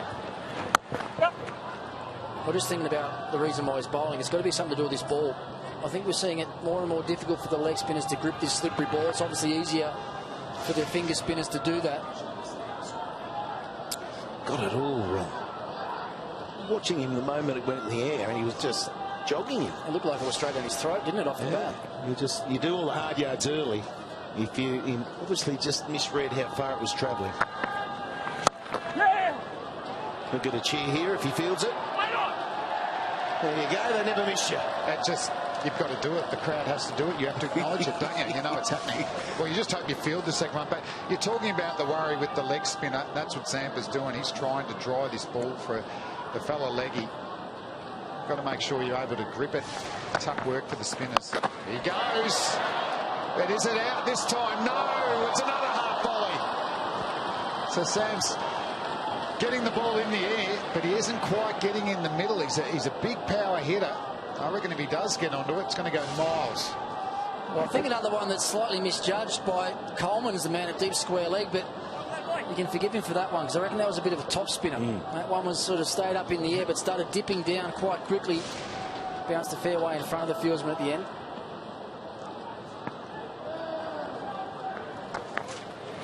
Catch it! Very eventful over. It's actually this little sort of phase in the game now can be really frustrating for the captain, because you've got a ball that's really wet. You can't bowl who you want to bowl, and that obviously has an impact on your fielding innings. But if it dries out in the second innings, then the Sydney Thunder will have a huge advantage in the game. Oh, yeah! That wasn't that short, was it? He was so quick to get back, Sangha, on that occasion. Well, end of an eventful over from G. Maxwell. 15 gone. It's 4 for 126. Those your first 4 scorers? All right, special one. You pick them. You pick them. You pick them. You pick them. Ah, challenge accepted. Brain cells, current prize money? Christmas bonus hunch. It's 100 grand. At least. It's hunch time. 1, Fabinho. 2, Barney. 3, Sterling. 4, Harry. Kane. Heed your hunch with Betway. Pick the first 4 scorers this weekend for a chance to win our Christmas jackpot. It's Mashani out of the attack now, and Beer. So here's the prediction for the Stars from the lads that sit up here. Punny, you've got 5th, I've got 6th. Here's Flemmo, he's got 4th. Bluey 5th, and then Hodgie 3rd. All over the shop. No surprise to see the 2 Victorians having them ranked higher than the rest of us. They'll play finals. Sangha on strike, he's 41. And he's in overdrive. He mishits that one. Well, it's a good point you make, Flem, because they've only missed the finals once, haven't they? That was last season. Slate's made mention about how they've freshened the squad up. Look for more bowling options. That's right. Look for a little bit more youth. Exactly. Flemmo didn't quite understand that. Oh, he smacked that one. It's like Watson's, though. Oh, not quite like Watson's. That's Larkin again. As it followed him. I don't know what happened there. Tends to happen in the game of ethology. I'll tell you what, though, that's, to me, looks like a very inexperienced outfielder. He's 5 or 10 metres off the rope there, and what you have to do, you've got to get back as quickly as you can and find where the rope is. I can guarantee you right there, he felt he was right on the rope, and you can see that he had 3 or 4 more yards up his sleeve. To take it comfortably. So as it feels, when you get back, you try and find the rope first, Slats, and then you can always come back in again. But if you start on it, you know you can actually just come into the ball. Look at those 2. Look at that bloke in the background, giving him all sorts. It'll go to him here again. No, it won't. It pierces the gap. Straight into the crowd. Another catch. Maybe for a spectator. Well, that Kookaburra ball is flying. Sangha's hit 3 sixes, and Sam's, he's been trying hard, hasn't he? He's been trying really hard. And he's got one, and that wasn't that short. Not many players are able to do that to Michael Beard, because he gets quicker. That was 99 kilometres an hour. Wow, strong levers. Trouble here for the Stars. As you say, he's been trying hard. He's been swinging hard as well. Down. It's really improved his batting, though. He did a good job for New South Wales, didn't he, in the back half of the domestic one-day competition this year. Yeah. That's slashed hard as well. Good bit of work at deep point. No, you can't put these catches down and expect it not to explode all of a sudden. They're going to size you up. Yeah, so his numbers in the domestic one-dayers was 62 off 60, 30 off 27, 56 off 36, and then he missed out with 4 in the last game. But yeah, that's big. I think we talked about him last year. We would have thought that he was more of a bowling all-rounder. Right. Definitely improved his batting. And that's a flick. Over the fence. Wow. That has travelled very quickly. No, the run rate now is into a bull market. It's rising quickly. Concerns for G. Maxwell. Brought beer on just to tighten it up. Sam's had already shown that the inclination, I'm going to take on spin. They don't have a lot of fast bowling options. So Sam's now 25 off just 9 deliveries. Well, this partnership, you have a look at it, 46 from 19 balls. That's what you can do if you get a dynamic duo together, and that's what happens if you drop catches. Well, that's a wide, so it gets into the hand of Beer. And his economy rate's nearly 11 now. Yeah, I'll keep coming back to it as well. It's got to be something to do with the ball. The ball's wet. It's skidding onto the bat even better. More pace off the wicket means you can get more pace on the ball with when you're striking. Oh dear! That's a gutter ball. Free bowl that one. He just doesn't want to get him into that hitting zone. He wants to bowl the wide Yorker, and he's not quite getting it right. Geez, racing too, Beard. Just see how quickly he got back there. Straighten it up. And that will finish the 16th over. We've got 4 to go. It's 4 for 1, 4-8. I've always dreamed of sitting ringside at the football, huh? Look at this guy. He's like a thoroughbred. I don't know whether I should watch him play or give him a sugar lump. No matter. I got him down for a double. The match today and the 420 at Aintree. Meet. Oh! Don't bet silly. That's savvy. The new Build Your Bet has thousands of combinations to choose from. So why request a bet when you can easily build your own and get your price instantly? The smart money's on Coral. 3 for 59, 4 for 99. Now it's 4 for 1, 4-8 with 4 to go. And they're starting to put the foot down. Oh! Didn't go anywhere. Well, it seems like a definite plan here to just keep bowling their spin. This might be that change of attitude that we're talking about, because they've still got Marcus Stornis, hasn't bowled one single over yet. Evan Galbus hasn't bowled either, so I'll use their spinners. Gutsy. Well, they've got 2 more for Bravo. You'd imagine he'll bowl those. Coleman's got 2, and I'm assuming he's coming into the team ahead of bowling types that he has worked on his death bowling. Well, Bravo loves to own that final over, doesn't he? Recent times it hasn't been so successful for him, but he loves that responsibility. Talk about acceleration in the middle overs. Partnership 50 now of just 24 deliveries. Yep, Sam's a big part of that, 27 off 12. I don't reckon he's got it right in the middle either, punter. If he does, it could be go right out of the ground. Bowled, well bowled, Zorb. Into the feet, and those wrists that come through and now push it square. Sangha's not too bad either, is he? 43 from 24. It's funny that sometimes a wicket falling can work to your advantage. I know these guys could have been, there's been a couple of moments in the field, but I'm not sure Joe Root would have been able to do what's happening now. The interesting thing as well, Slats, is that Sangha put the foot down when Root got out. Yeah. And it was almost like he was going to assume the senior role, but a couple of boundaries away, and that's actually dragged Sams into the partnership.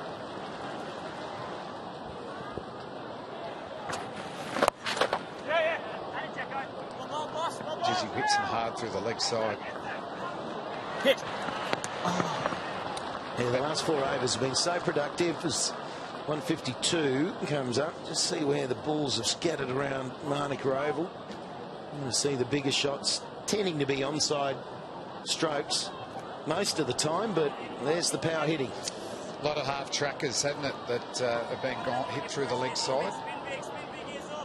But maybe those wide, foolish Yorkers, when the quicks come on, set strong offside field, might be the way to go. Everything Sam's has hit so far has been to the leg side. That's why we saw Beer trying to bowl those wide Yorkers.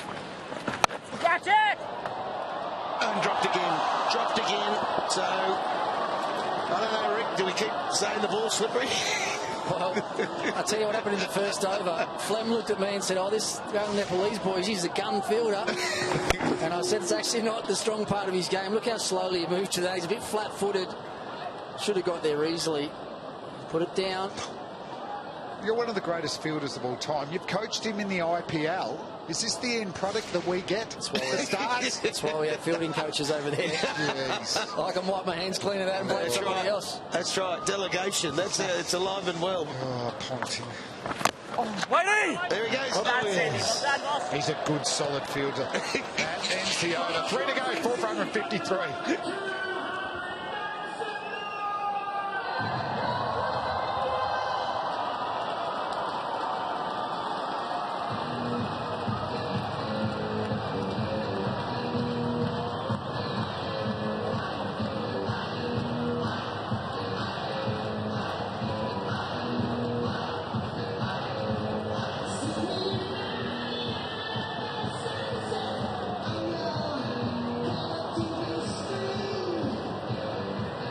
Surface out there, and this partnership is the absolute gem of the innings. They've got them up over 150 and now looking at 180, and this current run rate of 9, maybe even a few more could get to 190, and this has had to happen for some time. Got the second new ball. They changed one early in the innings, now they're changing it again.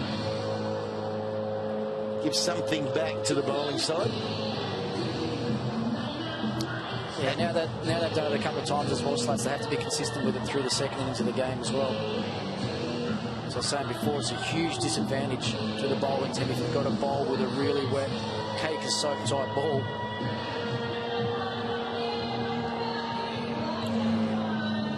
Ben, conditions out there, we're seeing another ball getting changed. We felt it maybe should have got changed a couple of overs ago.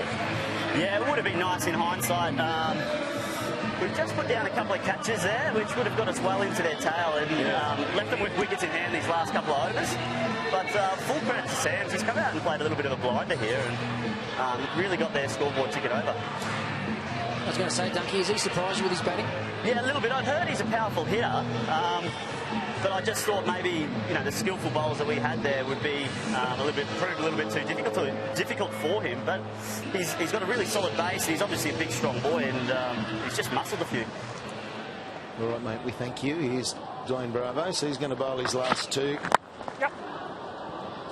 So he's going to bowl 18 and 20, which you see in all these games. Great stuff, Sam.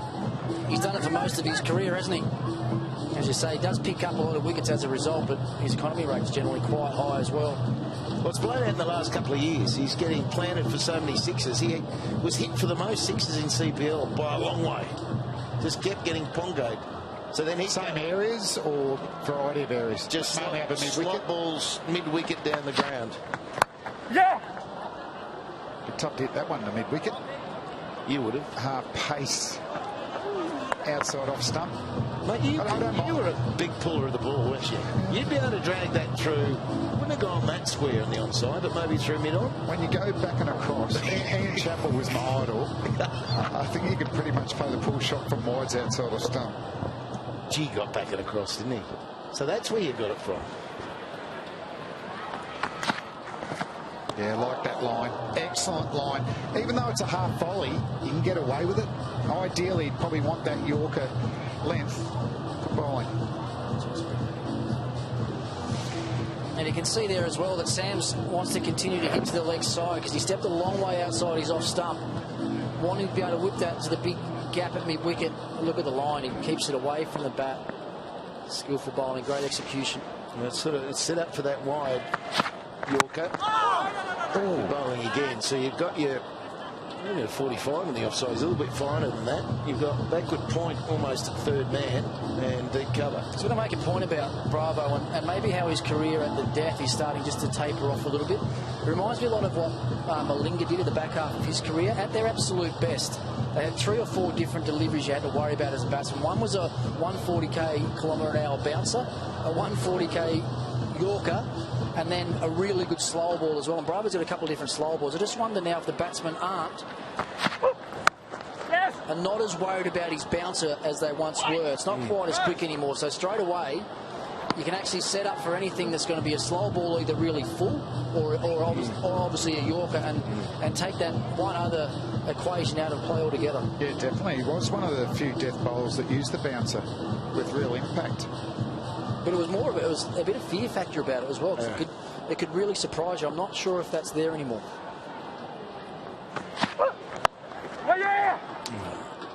He's bowled it well, though. That over. That's 18 gone. Only 4 from it. That's brilliant from Bravo. 4 for 157.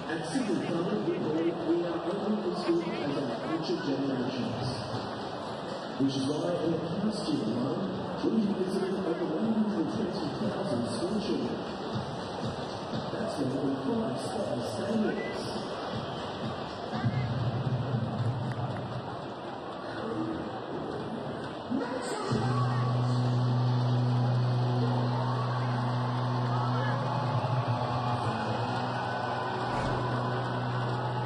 We have another Big Bash doubleheader coming your way on Sunday. First up is the Adelaide Strikers taking on the Stars. The WBBL has been stunning already this season. And then it's the defending champs taking on the Renegades on their home turf. It's all on Adelaide Oval. We can't wait. Well, here he is, Stoinis. Comes in for 1 over. He's going to bowl the 19th. Good luck. He'll be fresh. He's fresh, ready to go. And he's coming back from just a little bit of an ankle injury, so it's heavily strapped, but he said he was fine to bowl in the warm-up. But another one who's got good varieties: bouncer, slower ball, good Yorker.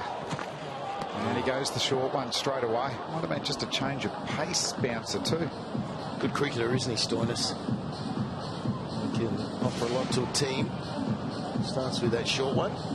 Might have been cross seam. That was the variation. Yeah, a bit of a cut as well, and a little slide off cutter. Talk about cuts. When I saw him in the IPL earlier this year, he had stitches on his cheek, and I thought he must have got filled in at training. And it was a melanoma cutout. So he got it early, which was lucky. Yeah.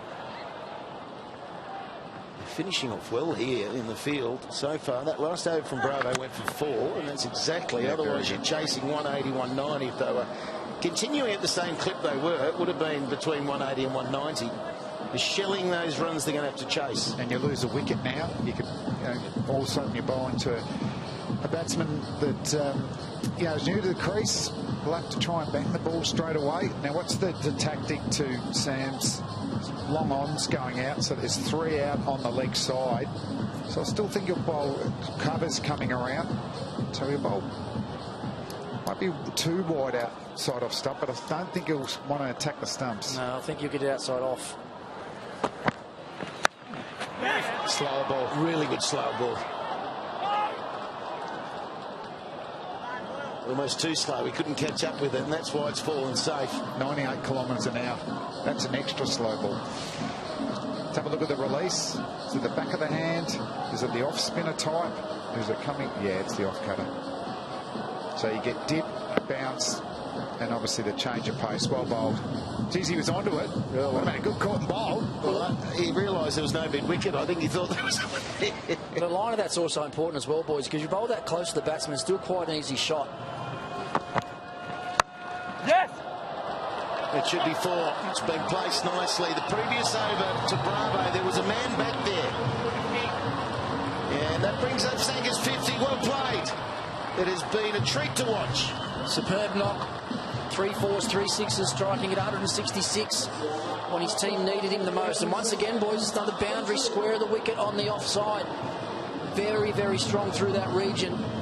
It's a slow ball again from Stoinis, but he set up and then just waited and waited and waited, hit it late, knowing where the gap was. It's quality batting. Don't know about the slower ball to Sangha. Sam's works well, but I can't remember a 19-year-old coming in like this, scoring a 50 in this style in the Big Bash in the 8 years that we've had. It's just outstanding talent. Oh, that's nasty. So it's been called a no ball. So he went the slower ball. I'm sure that was the quicker Yorker, and it's only in different millimetres of release that changes that from a full-blooded Yorker to a full toss. So now we've got the free hit. There we go. We've got the bucket ball free hit. The bucket ball free hit because of that. So over the waste and rightly called no ball. So free hit to Sangha. Gets another full toss. And he hits it out of the park. Yes, he does. Oh, that's costly. It's costly, all right. Free hit. He gets the knee-high, full toss, slow ball, and bang. Met again. Off spinner. Might have been slightly higher than knee-high. Close to the waist side again, but all it did was rattle into the pickets at deep mid-wicket. You see those teeth grit? He gets through the ball. He finishes off the swing. It's a big swing. Big partnership too now, boys. 71 from 40 balls. Slow ball's not working. Full speed. Outside off stump, Yorker. Oh, he attacks the stumps and he's going to pay for it. That's the wrong line. Brilliant over in the end there from Sangha. 17 off the over. Explosion. 4 for 174.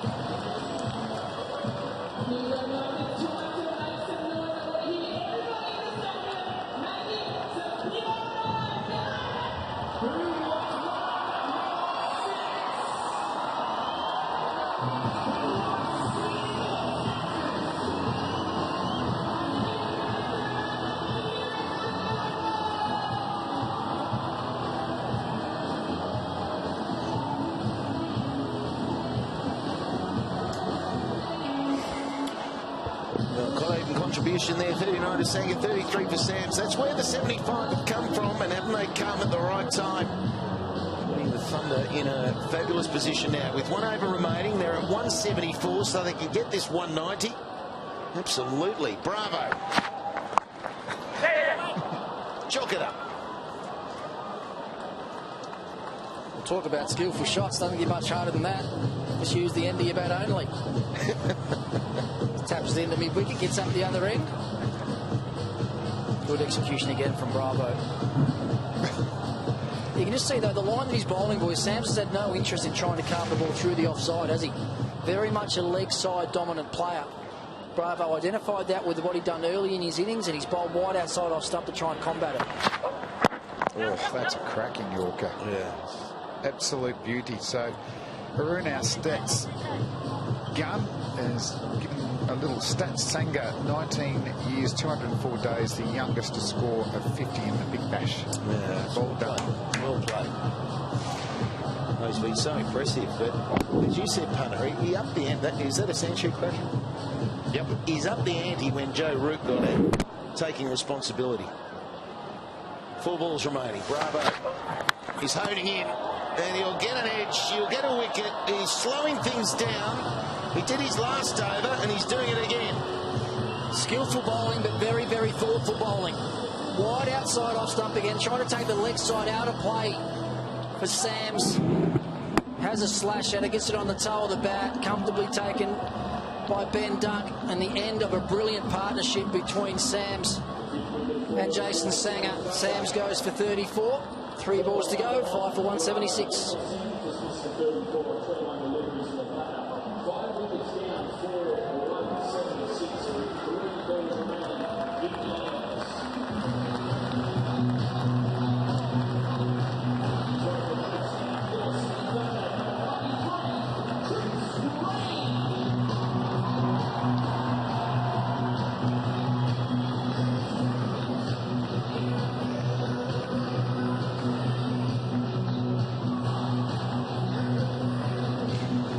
Green. He's out there and he's been working on his batting, that's for sure. He'll probably take the new ball with his off spinners. Doing it regularly of late, and he's getting better and better with the art form of off spin, but his batting has improved also. But he's only got 3 balls. So we're coming on for Stormers with 1 over in the match. Now you've got 3 balls, so have a crack or get a single and get Sangha up there. Get up the other end. You don't want to waste any balls at this stage of the game. If you've got someone set on 60, 61 as Sangha is, you want to face as many as possible. Good celebration from Bravo as well. All the West Indian bowlers. Never far off those boys. Oh, he's hit that nicely, but not a bad result. He scampers through pushing for 2, but smart result, just the 1.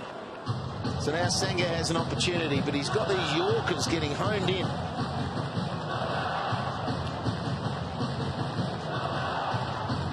And a good speed too from Bravo.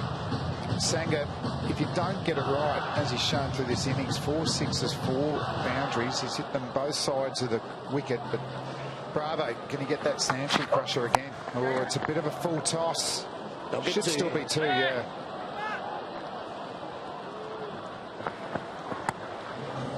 He's hard to get away. You just can't get any leverage. That's the skill of Yorker bowling, and it's almost a rhythm, isn't it, Flem?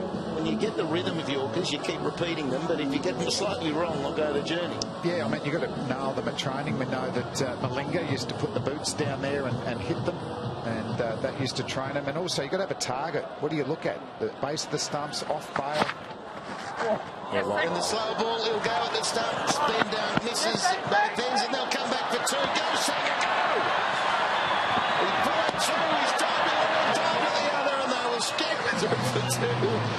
And they've resurrected the innings on the back of Sam's, and that young man on screen, Sangha, 65 from 36, brilliant. We'll take a bow, young man, a brilliant innings, counter-punching innings as well. The big guns went at the top early, didn't they, for the Sydney Thunder? Joined Joe Root, the senior player went, and then this young man, he's led his team to 5 for 181 from the 20 overs. He finishes on 65 not out, 36 balls, 4 4s and 4 6s. On what, fair to say, Slats looks like a great wicket and a very, very fast outfield. Yeah, so impressive, and it was required. So 65 to Sangha, and a big applause to him. 34, little cameo from Sam's. The openers got off to a good start, but the leg spinners, Zampa Lamashani, got 2 wickets apiece, and then that ball didn't help them too much. And Bravo, I thought, finished off well in his final 2 overs. So it's 5 for 183, 184 for victory. Can the Stars do it? Well, there's some dispute there about what the final score was, actually. Michael Slater saying 184. Our graphic says 181 to the Sydney Thunders. One thing's for sure, Jason Sangha, outstanding debut. 65 not out from 36 balls, only 19 years old. And he upstaged the big names, Watson, Butler, Root, etc. So well played to him. We'll look back at that performance by the Sydney Thunder after this short break. See you in a minute.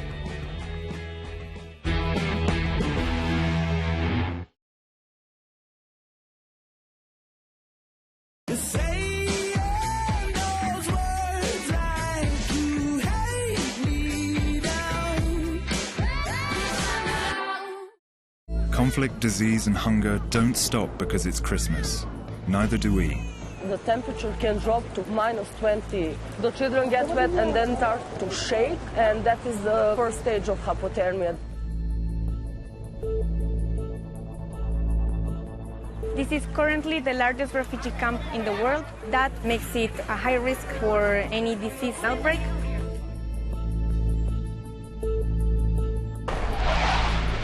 Most people in Yemen, especially for children, there's vomiting and diarrhea. People don't survive if they don't receive treatment. The services we provide with MSF, they're free of charge and we do not discriminate. We give everybody care who needs it. Our life-saving work goes on every single day of the year. Our doctors save lives, not just at Christmas, but 365 days a year. But they need your support. Please search MSF Gift to give £10. Sherlock Holmes! Solve this case on behalf of your queen. What a looker, right? She is stunning. Do you think I could have a picture of us? It's self-photograph. Hey, girl! Hey, girl! Holmes and Watson.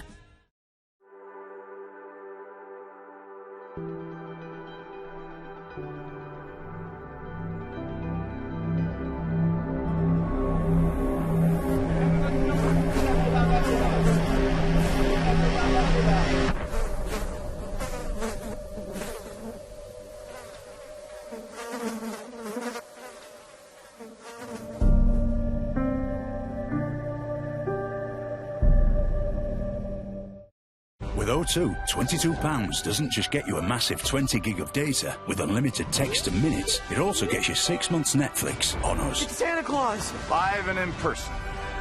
One night only. But all right, the 20 gig for £22 SIM won't be around for long. Merry Netflixmas from O2.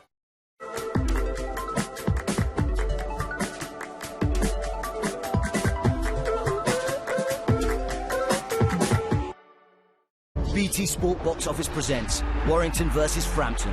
For BT TV customers, press the BT Player button on your remote and select Buy Now on the event. Or go to channel 494. For BT Sport subscribers on Sky, order via Sky Box Office. Other Sky customers, go to bt.com/sport box office. Digital viewers, visit the same website or download the new app. For Virgin, use your on-demand section. Warrington vs Frampton, live on BT Sport Box Office.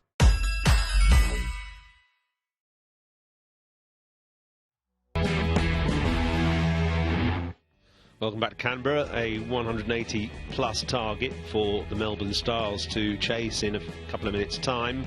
And that was impressive by Sydney Thunder, actually. An innings that was a bit erratic, started well, then faltered in the middle, and then had an explosive ending. So Josh Buttler was the first to get the ball rolling as such, although actually he couldn't quite locate these left arm over deliveries early on from Coleman. It was angling across him, and he wasn't quite attuned to that until that shot, which went flat into the boundary boards for 6, and then another sort of miscue for 4 as well. But good changes of pace from Coleman, just bemused him. Butler's fast hands, though, getting him out of trouble there to rush to 20 off 14 balls or so and get the innings going with Shane Watson at the other end, and probably getting up to about 50 off the power play, or just short of the power play overs. Then it was the introduction spin, really, which changed the game for the Melbourne Stars. It was Adam Zampa here, and Watson, you see, trying to get that one away. The ball skidding on with a little bit of damp rain that had fallen earlier before the game, and the Zampa wicket here of Buttler, a very valuable break through the googly that Buttler didn't read, and you see the ball just skidding on, and difficult for the batsman to get away with. The Callum Ferguson, they're pretty lucky to get away with that LBW, looked pretty plumb. So Zampa's bowled an over for a couple of runs and should have had 2 wickets. And he was backed up by the 18-year-old wonder kid Sandeep Lamachani, who took a wicket early on of Watson there, the miscue up to long on, and just was not intimidated at all by these big names in the Thunder team. Again, getting the ball to skid, and he gets the wicket of Callum Ferguson with that nicely held back leg break there. No shortage of confidence from this young Nepalese cricketer, one of the overseas players in the Thunder. Played a bit in the IPL, and then it was Zampa who got Joe Root out. Made a reasonable fist, 18 from 16 balls before going for that big slog sweep, and the leg spin again doing for a batsman. So at that point, 99 for 4, the Thunder were just faltering a little bit, and Root had had his first clouting in the Big Bash and got used to the idea that the leg spin particularly is quite hard to get away on this slightly skiddy surface. So the Thunder rescued by another teenager, Jason Sangha. This is his first game, and from pretty much ball 1 he just looked confident. Look at the fast hands there, getting the ball through the offside, and just had something about him. He's got confidence, he's got real fast hands to pull those ones away. A bit short from the leg spinners, but finding the gaps and using all his body weight, getting right back onto his stumps to get right underneath that, the leverage enabling him to get those 6s. Top edge maybe, but still carrying well over the boundary because of the speed of his hands, getting right back onto his stumps there, using the full extent of his body weight to get right underneath those balls. And it's just a tremendous innings from a young man nobody's seen anything of before, which perhaps is partly why they weren't sure where to bowl to him. And he was very, very good off his pads as well. That was an outstanding performance. 65 not out from 36 balls. He looked a bit out of breath, as you might be, but that really was an exciting performance from the young discovery there for the Sydney Thunder, a product of the New South Wales cricketing establishment. So that's 180 odd to win for the Melbourne Stars. We'll be back with the run chase just in a few minutes.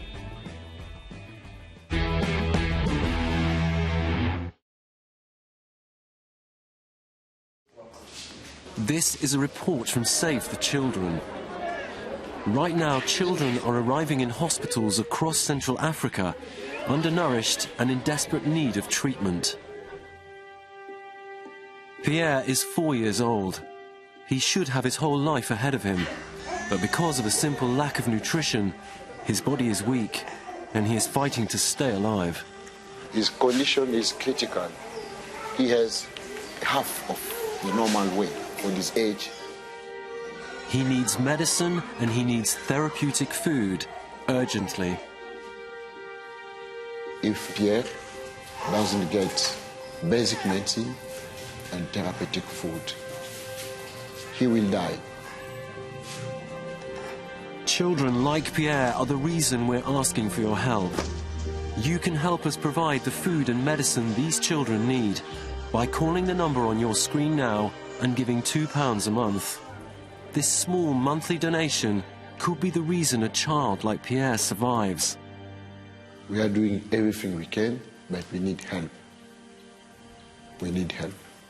Please pick up the phone now and call Save the Children on 0800 055 7160 or visit our website. Your £2 a month could help a child like Pierre win their fight to survive. I've brought good grilling to Great Britain because a tasty footy match is like a juicy burger. There's two halves, buns, your star striker, patty, red cards, ketchup, yellow cards, mustard, corners, cheese. And to top it all off, a little bet. I'm going each way for a draw. Don't bet silly, bet savvy. The new Build Your Bet has thousands of combinations to choose from. So why request a bet when you can easily build your own and get your price instantly? The smart money's on Coral.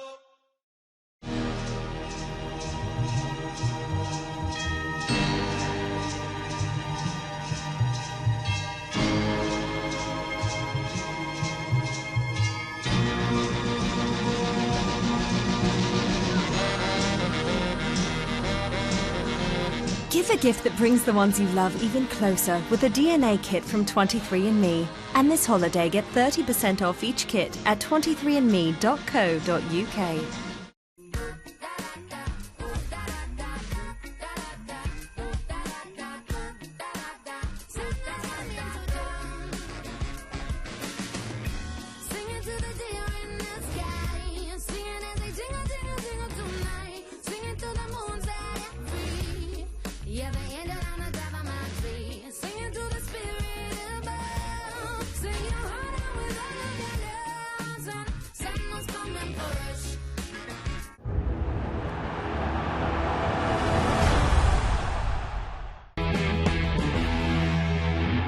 Welcome back to Canberra.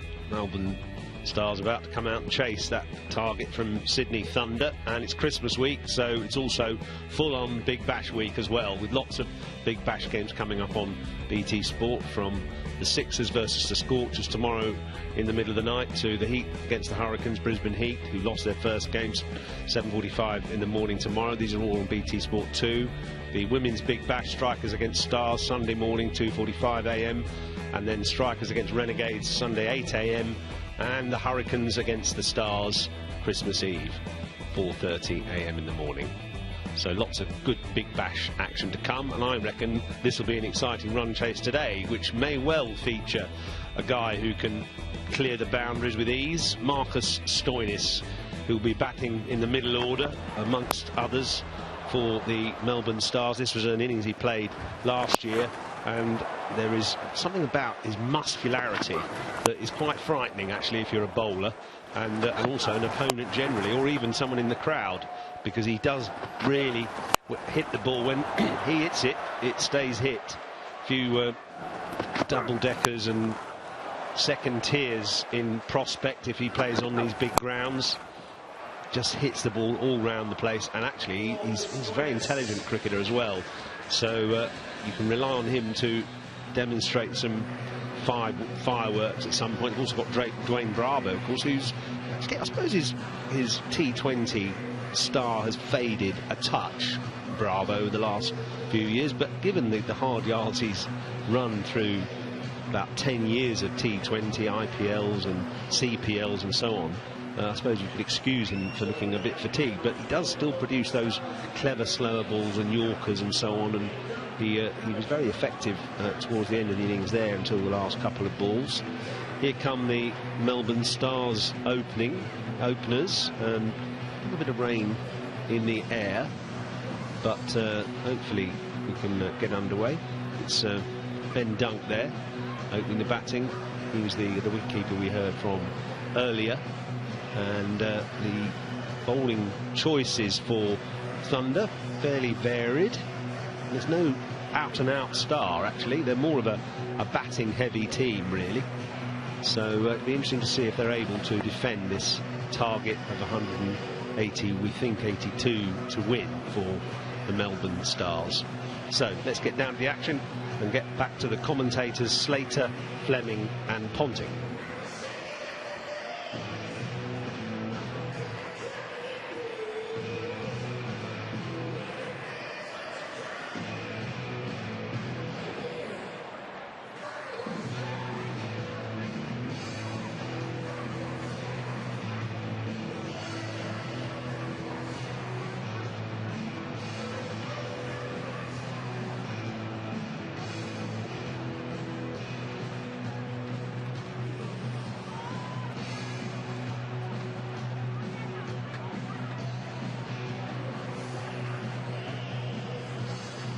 From the Hurricanes, so he gets his opportunity with the Thunder, his first outing. Yeah, left arm fast bowler Slats swings the ball. He'll look to swing this new ball back in to Travis Dean. We'll take it away from Ben Dunk, slip in place. 4 in the ring on the offside. Just the third man and a very square, fine leg. Underway. Yep. It's quite wide in the crease. So it's a very good start there. Just flick through the onside. They're away in this run chase, which will be very interesting. So say we don't want any delays, and we're going to be very positive and say there's not going to be any. But they've got to go to skip just over 9 runs and over, and it'll be on. It's got that feeling of a tight match because of the conditions. Yeah, there's a bit more drizzle just starting to come down now as well. Sure, Stricky. I was going to say, Slats, if it gets on the pitch, it's going to be the best time to bat. This brand new ball will skip onto the bat beautifully. Yeah, it does actually, until there's too much of it. But you're right, it quickens it up. It's just the case where you play any of these games where there's a dew factor. You start dry and then there's a dew factor. Captains will always want to chase. Yep. Because it quickens up the deck. Yep, ball gets soft, seam gets soft, ball skids on, you can just hit through the line. So they're still out there playing. Does that mean your gutsy call's gone? That it won't rain again? Oh, no, I'm done. They're still playing, though. They're still playing, but I've done halfway through the first innings of the game. Flem didn't make his either. You didn't get there either, did you? And he got 2 in the first over. Fell agonisingly short, didn't you? Gee. Bad luck to you two. The slip in place again now for the left-handed Dunk. Full bunger. It's pushed out in the mid-on just for 1. We have not got one of them this year. There's not been one gutsy call correct. Still think we've got a bit of time to work on it, though, Mick. We're just working our way into the gutsy call. It's getting a little bit heavier here. Oh, I'm going to make another gutsy call. All right, come on. So they're not going to come off before the end of this over. 3 balls remaining. Because they definitely are. You're going to lose this one too. Starting the hose down now. Quickly, Watto wants to get off that first slip. Punter, you've got no chance. Like this, honestly. Look at Watto's going. Watto's going off. Honestly, in our game, the umpire, I don't know why the umpires ever try and wait to the end of the over and then make a decision. If it's raining hard enough, you go off, regardless of what stage of the over it is. What a shame. So you're 2 from 0. 2-0, I should say, punter. There, that's got heavy. So that's probably... I won that one. They're not going to go off. They did go off. No, but you said they're going to wait until the end of the over. Got to get the over. Not going to go off before the end of the over. But they probably mucked around for about 90 seconds there. That's been able to... The rain's been able to pelt onto that pitch. Shane Watson was there. No, he was hands ready in to there go. saying this is ridiculous. They're a little bit more lenient in this form of the game. Which I don't mind. You don't have the extra time and all the rest of it. Obviously, to have a game, you could start late and have 5 overs apiece. So now we've got to reduced game, I would think. I don't have much leeway but until we start to lose overs, but it'll be recalculated, the target, hopefully when the players get back out there. And for the fans, I think it's been an excellent crowd. You know, particularly that the threat of rain and thunderstorms were around, and they've been boisterous. They've loved the opportunity to be able to host Sydney Thunder's first game of BBL 8. They've got a newish stadium, a new media centre, and I think they've been treated to some fantastic cricket, and hopefully this is not the end of it. Well, because of the precipitation, we're sending... If he's got an umbrella, then he's no weatherman. Richo? I've got an umbrella, all right, Slats. Don't you worry about that. I want to swap spots with Damien Fleming, but have a listen to the rain on the umbrella, and I look around the ground now, and there's a lot of people trying to get under cover. It is absolutely pouring here. Hope our lens isn't getting wet. But the delay, well, we'll follow up, of course, with the umpires and find out as quick as possible what sort of delay that we will have. But it will be significant. It looks like it's just setting in for the moment. Yeah, good on you, mate. Well, you just stay put because we'll keep coming to you in the rain. In fact, they're a little sluggish with the covers. Get out there, Richo, and help out, please. No, I'm going in now, mate. I'm going undercover.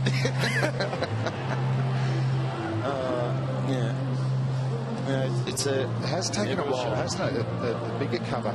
Well, it's all manual labour. They do a wonderful job, the ground staff. And once again, Manuka Oval looks stunning. And what's been nice, the first two games we've seen low-scoring matches. The one you did last night was low-scoring. So it's nice to see a target set at 182 for victory and a bit more free-flowing scoring. And also just exciting batting, wasn't it? Butler and Watson at the top, and then spin. Adam Zampa, he's at the peak of his game. But that partnership, Sangha and Sams, that was superb. Big hitting. Great to see a 19-year-old just was so confident, and an array of strokes to be able to take them on. So, yeah, it was going to be a good chase. Yeah, we'll lose overs. Well, it's like a young rookie start, you know, when you don't have any fear, when you get in there young, and you get that opportunity, just play, throw caution to the wind. You're not dogged by stats or anything, you just go out as a free spirit. You don't think about getting out at that age, do you? Never. No, never do. It's not until you get to about 37 or 38 you start thinking about getting out. Sandeep Lamachani with his ex-Delhi Daredevils teammate, Dwayne Maxwell. There's another Maxwell on the bench there as well, Flem. Yeah, I'm glad he's eating again, though. Like, that worries me, that story, that the credit card wouldn't work. So he didn't eat for 3 days when he arrived. And he was too nervous to ask for a bit of a handout. And ring room service. Rack up that bill. No, too much respect. Why didn't he do that? He had to. What did he have? A burrito. That was his first chicken burrito, I think is what he ended up with. Oh, go away, Rain. Hello there. Hello there. Hopefully we'll get a little bit more cricket for you to watch a bit later on. Well, the good thing about the BBL crowds is they'll hang around and they will have their fingers crossed that this rain will pass and the action will start again. Quick break from us. Well, some poignant scenes there with the kids just waiting for something to happen. I suppose it's at least reassuring that Australia does have some inclement, pretty rubbish weather as well. When we're sitting here in England and it's also raining. So anyway, there we are. We'll just take a quick break and we'll show you some cricket when we come back. See you in a minute.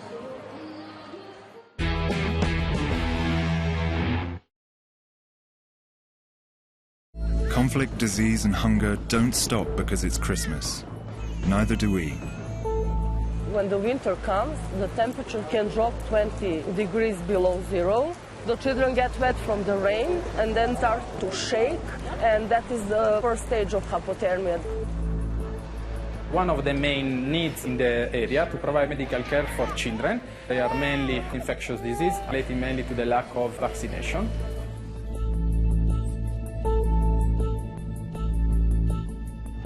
This is currently the largest refugee camp in the world. That makes it a high risk for any disease to have an outbreak. So MSF is as ready to face that situation.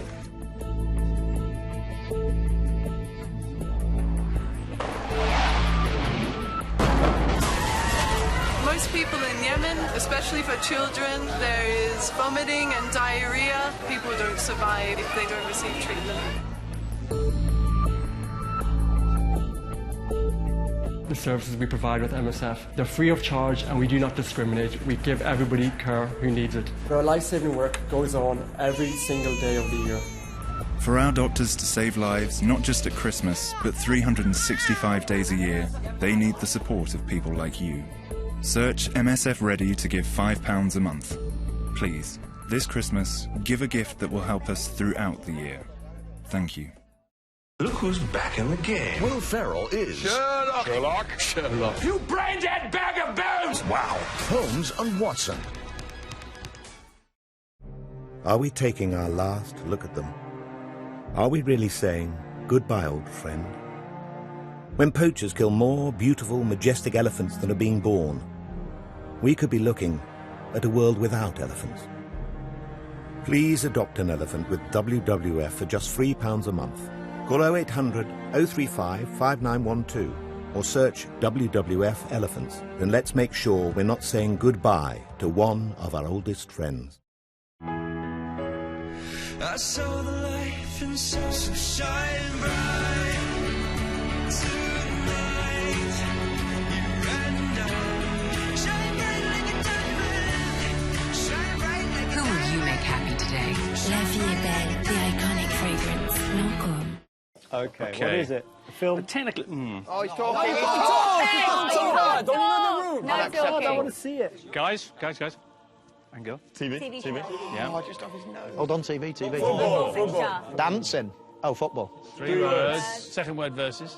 First word. You've only got 10 seconds Third left. word. Really? Okay. 1 syllable. First syllable. You take this too seriously. Arsenal. Liverpool, Arsenal. Bingo. Hey. Thank you.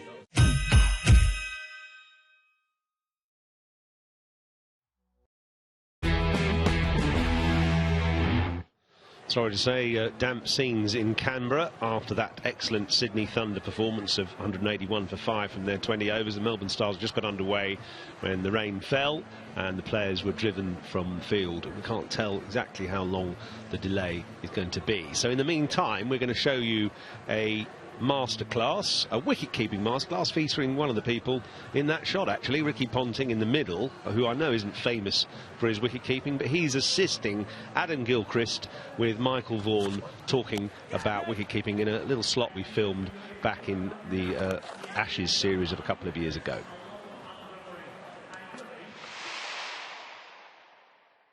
Right, Gilly, we've got Ricky as your abled assistant. We've got Josh and Izzy from West Junior Cricket Club here in Brisbane. Josh, you're 10, Izzy's 11. Why should they go into wicket-keeping? Yeah, it's a great question. I think it's an easy answer. Wicket-keeping, it is a focal point of any time, any fielding team being out in the middle. You've just got to be involved in every single delivery. You can't sort of bowl an over and then go down to fine leg and just take a little nap for a while. Every single delivery you possibly could be in the game. And I guess the other thing that I loved about wicket-keeping was being able to create the energy for the team out in the middle. Now, Ricky was my captain for the predominant amount of my Test career. He had enough on his mind tactically. You know the drill. You're trying to think about the next bowling change or the field position. The last thing he needed to worry about was trying to energise the team and get everyone up and bubbling and focused on the job at hand. So that I feel it falls to the wicketkeeper. That's their responsibility. They don't need to be vocal necessarily, but certainly energetic. So running up to the stumps, being involved, and just showing the rest of the team that you've just got to be switched on and ready to go as soon as that chance comes. So for me, it means you're involved in every single delivery. You're not bored. There's no time off, but gee, it's a great deal of fun. So that's why I would say anyone should become a wicketkeeper. OK, then, 10 and 11-year-olds, how would you start? Starting off basic. For me, there's a lot of different theories around about wicket-keeping. I know I'm mindful of the sort of theory in the UK, and the textbooks in the UK is a bit different to what we were taught in Australia, differing conditions, and that's what cricket's all about, is adapting to the conditions. But really, I think it just comes down to an individual working out what the best technique for them is and what's going to be most effective. And it comes down really to a really solid base of footwork. And if the ball's moving, you've got to be able to get to that ball. So that's where the footwork comes into it. You've got to be able to access the ball, trying to get your eyes and your head in line with the ball so you can best judge what it's doing. And then, obviously, some glove work. But I'm going to get the kids... I'm going to start off with Josh. If you want to come in over here, I've just set up a couple of stumps here. I'll get you to start in the middle and just give us that ball, Josh. A very basic footwork drill.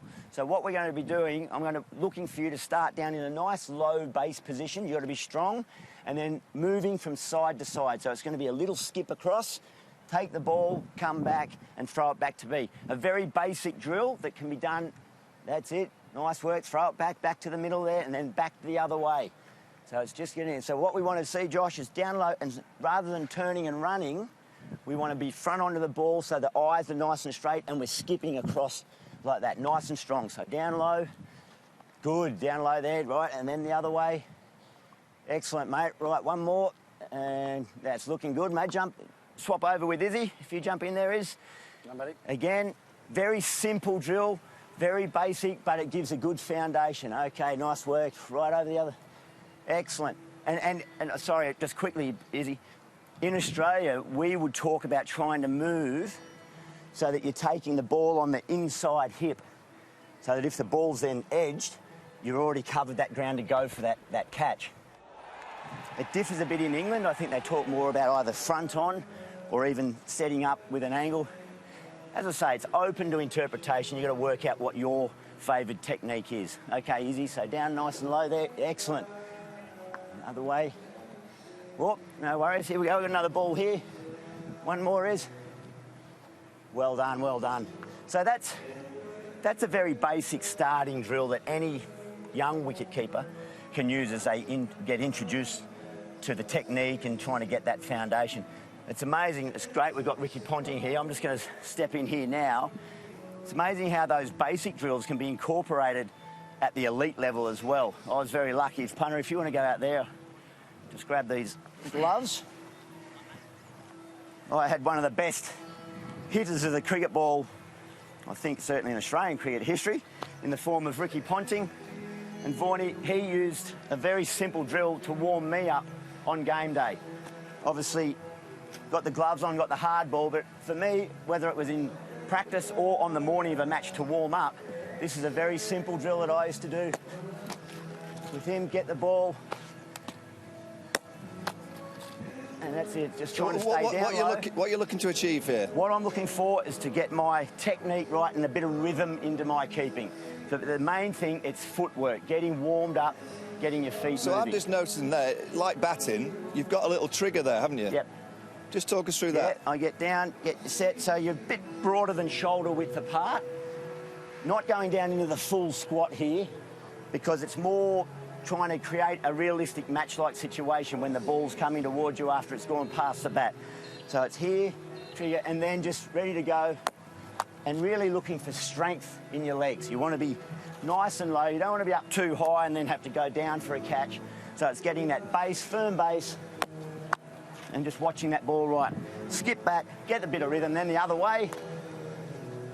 Whoa, that's gone a bit wide. Steady on, Rick. Maybe in Just another inside, time. just inside. Another year I might have got that. But there you go, he's stretching me out. And the thing about that one there is I'm ideally looking to take the ball here, but if it's too wide, you've just got to go with it. There's no use trying to turn it around and make it look like it was the perfect technique. How important are the hips? I mean, you've taught the thighs, the legs, the alignment, the trigger. What about the hips? Probably much more important in the UK, in England, where the ball's tailing around once it passes the bat. You've got to be flexible and able to go with it. In Australia, it's a bit more consistent, the flight of the ball, and it's probably a bit more, not easier, but there's, as I say, consistency in getting into a good position. So it's just moving, take the ball, and you really do need someone who knows how to hit the ball and making sure they don't hit the ball too hard. You don't want to be lunging all the time, just getting a nice, good rhythm. So, Gilly, Izzy's just got you a question here. What age did you start wicket keeping? Izzy, I was going to be the fastest bowler in the world for a little while there. And then I went shopping with Mum and Dad. Saw a set of wicket-keeping gloves when I was about 8 years old. And Santa Claus saw that I saw them, and they turned up under the tree that year, and that was me done. I was a wicket-keeper from then on. So I was about 8 years of age.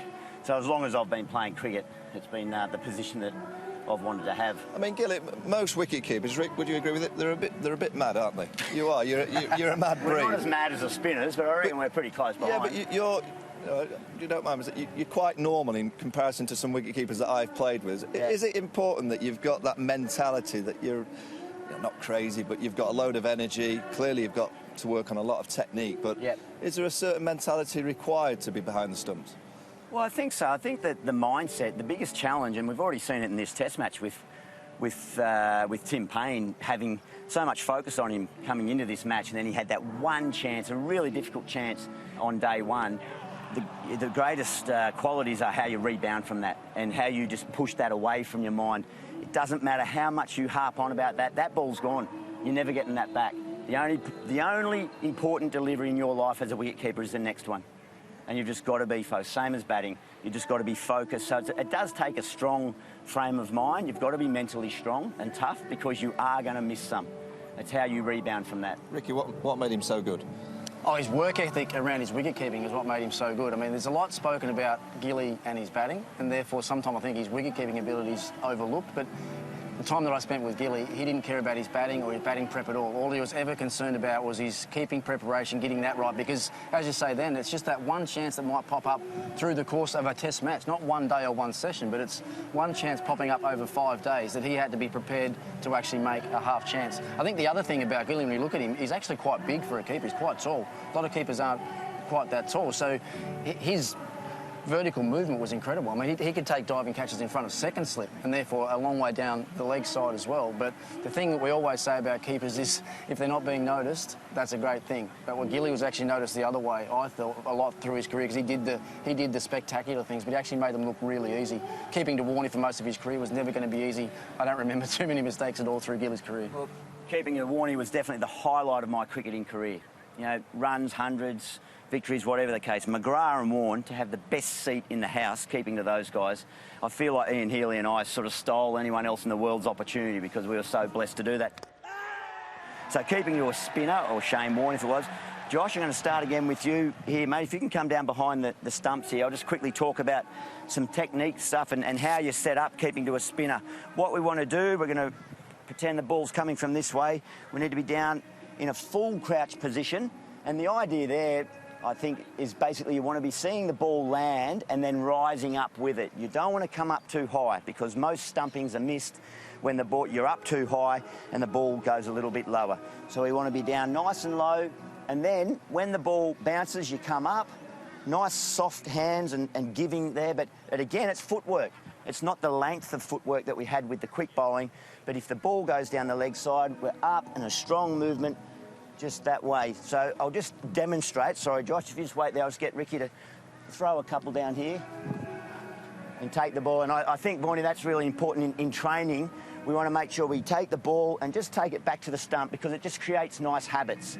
Just gets a bit of rhythm and gets you into good habits for a match. So it's just taking like that. So, Josh, if you would want to jump in there. Do you want to do it more? No, you do that. I can have a look from here, mate. So nice and low. That's it. And we don't want to go backwards. You want to just stay working. I think the old school theory was you work, certainly in Australia, it was you work around in a semicircle so that you can always access the stumps. I don't really subscribe to that. I think you've just got to get yourself in a nice position to get the ball first, then think about going back to the stump. But you don't want to go backwards. Nice catch. Always a natural. Look good. So make sure you get down nice and low, starting right down, wait for the ball to bounce. Good work. Okay, swap over there, Izzy, you jump in there too. And maybe you pretend the left-hander's batting, so you go over this side here. Gilly, I hear soft hands mentioned all the time. Yeah. You know, just to explain, how much tension do you need in your hands? You just need to be relaxed. I think you need... Just chuck us a tennis ball there, punt. The thing about one of the great ways to work out or to work on soft hands, you probably watch a bit of TV, do you? Yep. I'm sure you're watching the cricket all the time, like all the kids at home in the UK watching the Ashes at the moment. If you're even sitting watching TV, you can sit there, Vorney, with a tennis ball, looking out there to the TV, just flicking the ball back like that. And you're not looking at the ball, so you're using your peripheral vision and being aware of what's out there, and just flick it around. And the idea is that hand has to be really relaxed for that ball to go in because it's not landing right in the middle every time. it might hit me here, but if I'm relaxed and I ease it in, you feel the ball, you make an adjustment and you get it. Tim Payne, again, this snick off James Vince, Nathan Lyon, his hands were a little bit tense and weren't really relaxed and giving up with the ball. So the idea, if the ball doesn't hit you right in the middle, which it didn't for Tim Payne, if that hits him right in the middle of the gloves, he pouches that, and that's a great catch. It was a big edge, and it hit him up high in the gloves. But if your hands are rigid, that ball's going to fly off. If your hands are soft and going with it, there's a better chance, not always, a better chance you'll wrestle it in. And then the ball might balloon in the air? Could go straight up, slip could get it or anything. So just something simple like that. It's pretty basic, but and then back the other way. And so it's just all about feel. So, punter, if you want to get Izzy to do a couple of...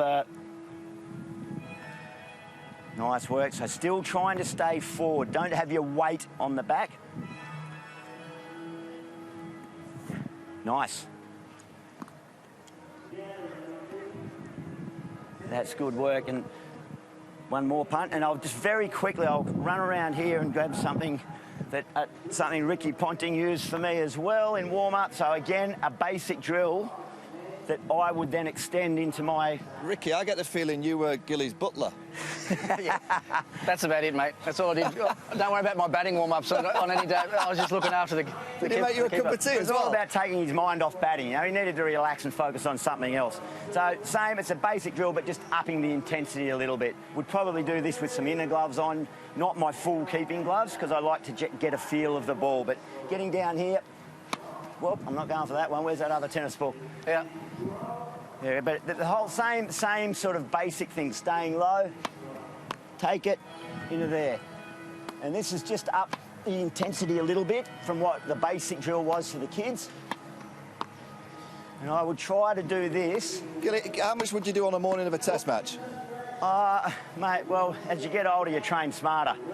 When I was younger and first into the team, volume was everything, and you work hard, and probably as much as anything, showing everyone that you're working hard so that they knew that. But you hundreds of balls early in your career, but this, I worked out, became a feel thing. So if I was doing this and it felt good right from the start, I'd just do about 10, maybe 15 of each side, get him to shoot one down the leg side.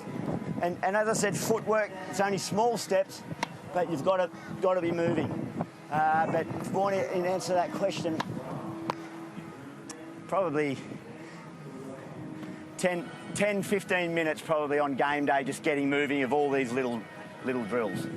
Very good there, Rick. Josh and Izzy, 10 and 11 years old. If you could just give us 3 pieces of advice for what wicket-keeping really is and how you can improve and what you require, what would it be?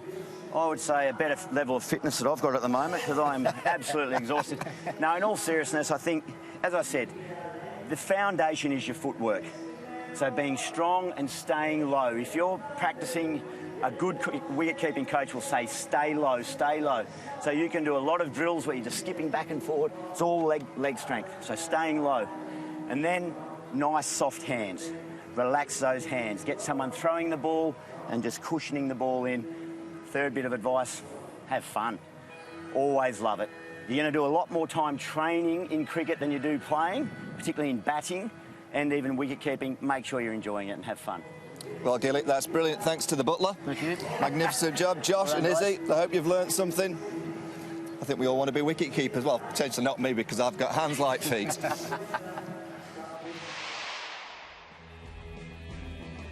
Well, that was a nice little insight into one of those undervalued and underestimated roles as wicketkeeper from Adam Gilchrist there. Back live at Canberra, and the rain is still falling. The captain's under the umbrella just discussing what may or may not happen. The Thunder had made 181 from their 20 overs, but the Stars haven't really got going much in their innings. Anyway, as I say, rain's still falling at the moment. We're just going to take a quick break and come back with news straight after. See you in a minute.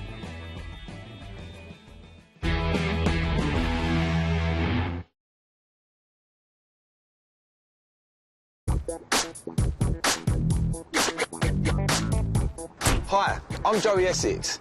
Did you know your car can lend you money? Yeah, up to £5,000 at Varuma.com. They said, it's like a cash machine, Joey. Really simple. They just didn't tell me where to put the card in. You know you have to go online to get the cash, Joey, at Varuma.com. Yeah, I know that, but it wouldn't be much of an ad if I did do something silly, would it? Can't argue with that, Joey. Varuma.com, where your card lends your money. Conflict, disease and hunger don't stop because it's Christmas. Neither do we. When the winter comes, the temperature can drop 20 degrees below zero. The children get wet from the rain and then start to shake, and that is the first stage of hypothermia. One of the main needs in the area to provide medical care for children. They are mainly infectious disease, relating mainly to the lack of vaccination.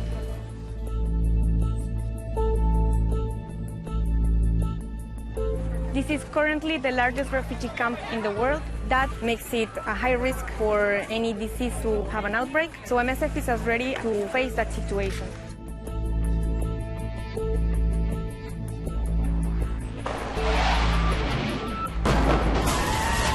Most people in Yemen, especially for children, there is vomiting and diarrhea. People don't survive if they don't receive treatment.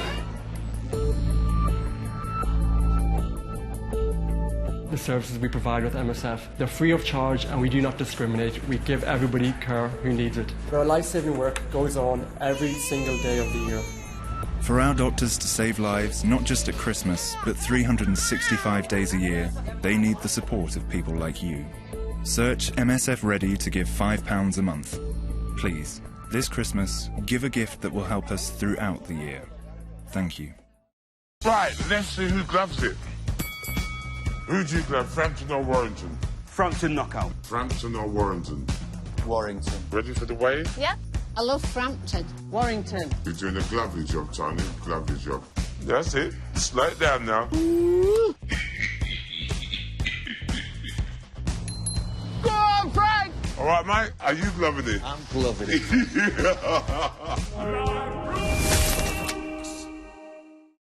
The greatest of all time, John Jones is back. The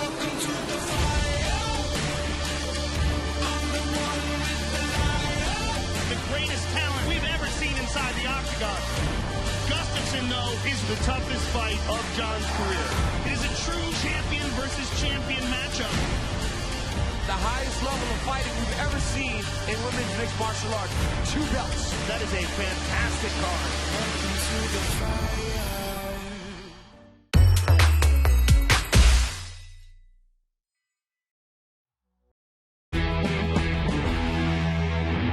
Hello again from Canberra. I'm sorry to say it's still raining after that first innings. Sydney Thunder making 181. That was Joe Root's debut in the Big Bash. He made 18. He was upstaged, actually, rather, by Jason Sangha's brilliant 63 not out there from 36 balls, also on his debut in the Big Bash. And the Melbourne Stars just didn't really get going when the rain came. So we're just waiting to get news of when they might start again. The rain is still falling at the moment. So in the meantime, we're going to show you another masterclass now, and this is with a guy that struck fear into English hearts whenever he appeared on a cricket field, or certainly in one particular series, Mitchell Johnson. So this is a bowling masterclass, again with Michael Vaughan and Mitchell Johnson and Damien Fleming.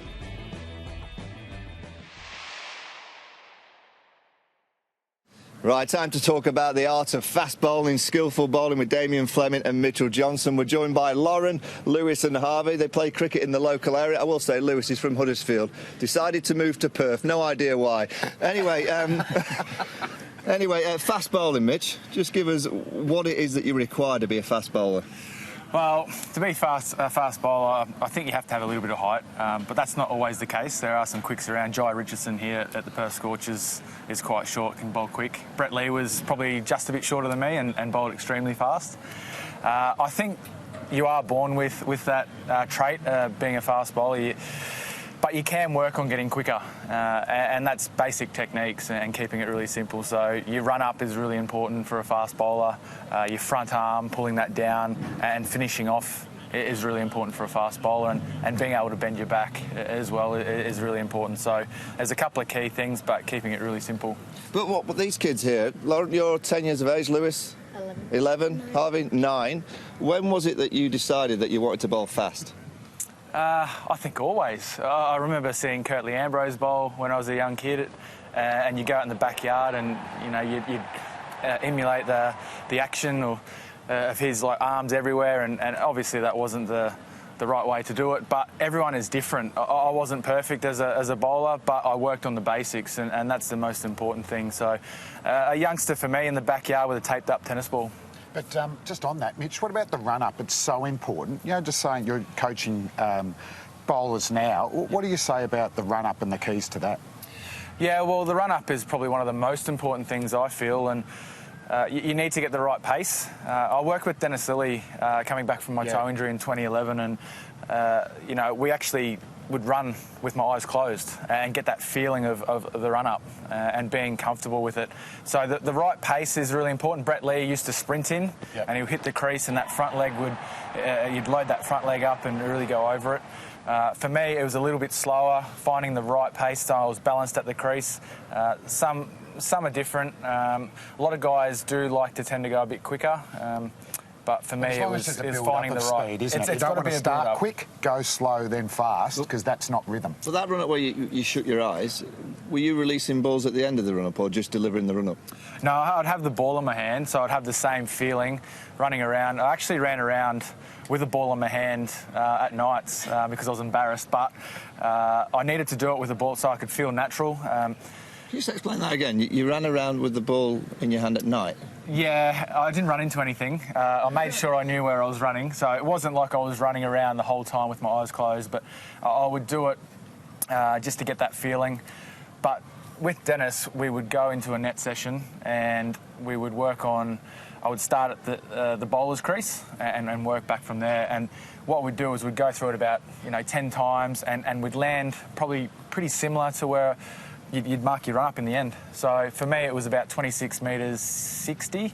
And, yeah, well, that's how we found out that was my perfect run-up. So when you were running in with your eyes closed, Dennis was measuring how far you were going. Yeah. So it was like to get when you got your eyes closed, you're just running as many steps as you feel comfortable to release the ball. And then to release the ball, and then you measure the run-up from where you started to where you landed. So I'd run, and then pretend to release the ball. He would mark spots. So it was pretty close, and we sort of worked out what was the perfect but Dennis length. has always talked that's about a good way to measure your run-up. And just another thing on what you're doing there, Mitchell, you see how he's pumping his arms there? It's interesting. You see, really your run-up, you might as well be a runner, like an 800-metre runner, the build-up and all that, but you chuck a ball in someone's hand, and all of a sudden we start running differently, aren't we? Yeah. So you're actually a runner with a ball in your hand, and by pumping your arms that way, that's getting you towards the target. It helps with your load-up, doesn't it? Yep. And it helps with your non-bowling Just explain hand. the load-up.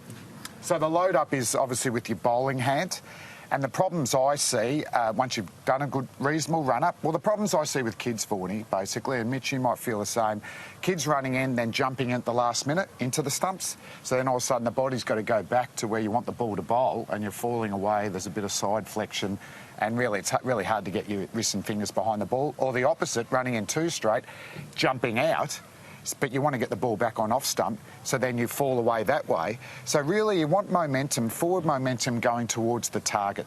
And it starts with your run-up, though. So the more you have an angled run-up and jump in or out, it's making it hard to get the ball down to your target. And just going on the back of that momentum going through, everything has to be going straight towards your target. As soon as you're falling off or going one way, all your energy is not going towards the batsman or the stumps that you're aiming at, and you lose pace. So that's, to get pace, you need to have that run-up pace right. You balance at the crease and making sure that you're going through to the target. So if you're balanced on your takeoff step after you run up, things should go pretty well. If you're unbalanced on your takeoff step, all of a sudden that's when you can jump off the target there. And just one more point, with what you were working with Dennis, and that was pre that Ashes 2013-14, so the results were fantastic. What else about your action? At times we felt like sometimes your non-bowling arm would be going out to cover as opposed to vertical. Did you work on those type of things? Yeah, well, there was a couple of little technical issues. I'd sit on my back leg for too long, and then doing that, I would dip down and then I'd have to pull out. So then my body's going towards square leg. And then so all my energy is going away again. And then I lose consistency as well because I've had to pull out. My arm path is coming lower. So my release point is in a different position all the time instead of being up and over in a pretty high position. I was never a high bowler, but when I got it right, it was in that sort of position there where I could release it the same every time. So that's a pretty common fault, that, you know, spending too much time on your back leg, then you sort of fall away, then you've got to take time to, well, I'm unbalanced now, I've got to get back up to release the ball. So even for young kids, if you get your run up right, get off that back foot as quick as you can with a strong front arm towards the target, and at worst, your accuracy is going to be okay. So we've talked about pace, run up, you know, the action. What about the swing and the movement? How do kids of this age start moving the ball? Straight away, I don't like what you're doing. What am I doing? Well, straight away, your fingers are too close together. OK, so you've got to be a little bit wider? I like a little bit of a wider grip. So you look at the way that we're all standing here. We don't stand here like this because that's not balance, is it? Most of us will stand like this because we want good stability. Ideal when you're releasing the ball, you obviously want the seam to be stable that way. So I liked, but if you're swinging the ball with ever grip, you keep with it. But I see a lot of kids as well, you know, with this close grip like Michael Vaughan. That's why he wasn't a swing bowler. And it's too easy for the ball to go either way that way. So I like the wider seam. It gives more stability. See that the thumb is actually on the seam. When I was young, it actually used to be that way, and I found that could actually take the seam off the axis there. So you're shining it up. You've got a nice wide grip here. And also, I've got a bit of a theory on this. This is not backed up by any science or anything like that, but hit the deck fast bowlers like Jason Gillespie and Glenn McGrath in my time, I've got a bit of a feeling that they used to actually push the ball out that way. Whereas if you see some of the great swing bowlers like Jimmy Anderson, Terry Alderman... Damien Fleming. Not going to go there. They all had wide grips. Well, Jimmy does now, but I reckon they go down the back half of the ball. And by getting more revs on the ball backwards, I think that actually helps with the stability, and also the air seems to like that, and it sucks it that way to, and I'm talking about a right-hand bowler to a right-hand batsman here, and obviously the length, Mitch. You've got to get the length right. And I reckon that's the one that even test match cricketers struggle with, and we see with England this series. Adelaide, day one, was a good example. Root sends Australia in. Anderson and Broad bowled too short. Cues for me, if I was bowling too short, Vaughanie, was there's a sponsor sign about 3/4 of the way up on the stumps. I used to focus on that for my stock ball, and I wanted to get them cover driving. If I was having a day that I was bowling too short, I'd actually look up at the bails. So that would actually get my length up a little bit. And then if I was bowling a bit full, I'd actually look at the base. So I wanted to be able to coach myself in game, in real time. Well, I reckon we need to show these kids. Come on, kids. Mitch, you start with your run-up. Yep. I need you, actually, because in England we have struggled to produce consistently fast bowlers, 90 miles an hour plus. This is your chance to help England out, so come on. No worries. Happy to. Come on, Harvey. Lewis, Lauren. Where are we going to start in this net?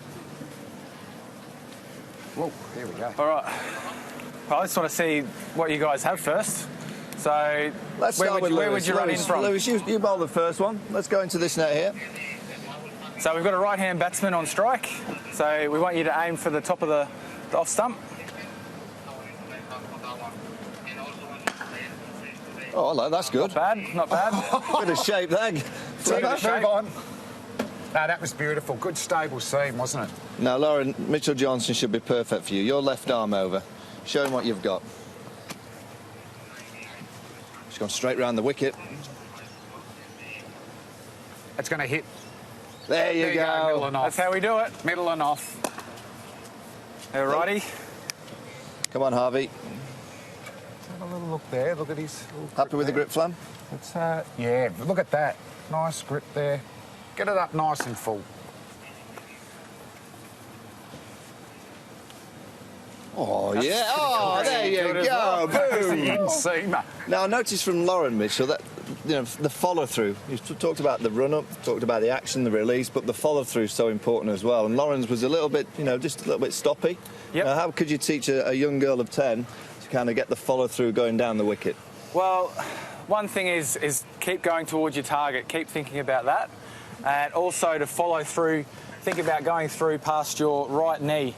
That was one thing I worked with Dennis a lot, Dennis Lilly, and that actually gets you a bit of late swing as well. So that means you're going to get behind the ball and you'll be long in your action. So the ball will probably go fuller as well and you'll get right through. Long in your action. Long in your action. And the non-bowling arm. isn't it, the line? We just want to make sure he gets a bit higher. Almost feel like you're grabbing the stumps and pulling them towards yourself. I think young kids can get a bit shy of following through as well because they're maybe a bit worried of the ball coming back to them. Yeah, you will lose sight of the ball, what's happening at the other end slightly when you do follow through. Your head does dip down, but it comes up quite quick. So, yeah, I don't want kids to be shy away from that follow through or really get through. Yeah. So I hear, people like Shane Warne talk about spin bowling, and they say at this age, just spin it as hard as you can. Would you be advising kids of this age to just try and bowl as quickly as they possibly can? Because, my little boy and girls play in kind of quick cricket, and they get penalised for bowling wides, so they end up kind of just bowling safe and straight. Would you be encouraging these kids to bowl as fast as they can at this age? Well, yeah, I'd like them to work on the basics, but, yeah, go and have fun. I think when I was, 12 years old, I was just trying to rip in and bowl as fast as I could. Didn't worry about my action too much. I saw someone on TV and I tried to follow what they did, and Brett Lee was a hero of mine, and like I said, Curtly Ambrose. So it was in the backyard bowling like this, which was probably not a good action for me. It worked for him. So everyone's individualised. Good too, isn't it? Like, we've got James Anderson at the moment, and I just love his action. He doesn't waste a step, does he? His take-off step, he's balanced. Where he lands is fantastic. His feet are really aligned. And the great thing about Anderson, what I like, as opposed to most of us other swing bowlers who might have a stock ball and outie, but the in-swing is pretty obvious. For Anderson, all he does, he just changes the angle from there for his outie to there for his innie. So he doesn't give any cues away to the batsman. But back on the pace, bowl as fast as you can. Just explain the alignment again. Well, ideally, you want to have your feet as aligned as possible like this, and James is quite side on this way here, so you want to maximise your height. And the other thing that James Anderson does, and he gets criticism for it, but there's a reason for it, that he doesn't look where he bowls the ball. When he bowls and he's looking out to cover, the reason he's doing that is he wants to maximise his height. So he doesn't want to release there, be looking at the ball. He wants to release there, and he doesn't need to see where the ball's done, because guess what? The work's already been done. The work's already been done by the time he's released the ball there. So, sorry, with the alignment, people who jump into the crease tend to go there as well, so then you've got to bowl around yourself, so you're losing pace. If you're swinging the ball, it might go through the arm, and obviously if you're out too much that way, there's a lot of side flexion that obviously leads to a lot of back injuries there. So ideally, you want to be nice and aligned. I reckon James Anderson is almost the complete action, and his skills are, off another planet, really. Kids, do we want to see Mitchell bowl the ball? Yes. Yep, come on. Do we want him to bowl to Michael Vaughan? Yes. Hey, come on. Okay, I'm happy to do it. I'd need all the protection. Can we borrow some kit? It's only a two-piece. They don't swing too much, but... Mitch, what are you going to try and bowl? Well, it's a good question. Well, this is putting you under pressure. I'm no Glenn McGrath, so I can't land on a 20-cent piece. You know how you're visualising Curtly Ambrose? Who was the batsman you disliked most? Can you visualise him right now before you release the ball? And can well, you it's only going to be one ball then, isn't it? Who did you like getting out the most? Who did I like? Getting out. AB de Villiers. There you go. Because he was so good. He came in so calm and very tough to bowl. What about it was a challenge. Who did you just think, I want to knock this? Okay, he's going to bowl. All of them. Any batsman. See if he can swing it. All right, I'll try and swing it. I need to give it a bit of a shine first, so... That's important, kids. Yep. Look after the ball. Look after Crucial, that Fleming net. Yep. So, for me, when I would warm up, I would bowl to a left-hander, because then I could get my action in a really good position. That feet alignment, that's the easiest way. So for a right-hander, a right-hand batsman was the easiest for them to warm up on, because you get everything in a line. As soon as you go to, for me, a right-hand batsman, I have to come around a little bit more and change my setup, but I still do the same thing in the end, but it's just easier. I'll bowl to a left-hander. Left-handed batsman on strike. So if it goes down to the right, I'll say it's a right-hander. But so what I do is I'll come in a little bit straighter with my line here. I'm thinking of going towards where the keeper would be standing. So I'm aiming for the keeper just outside off stump. This could hurt.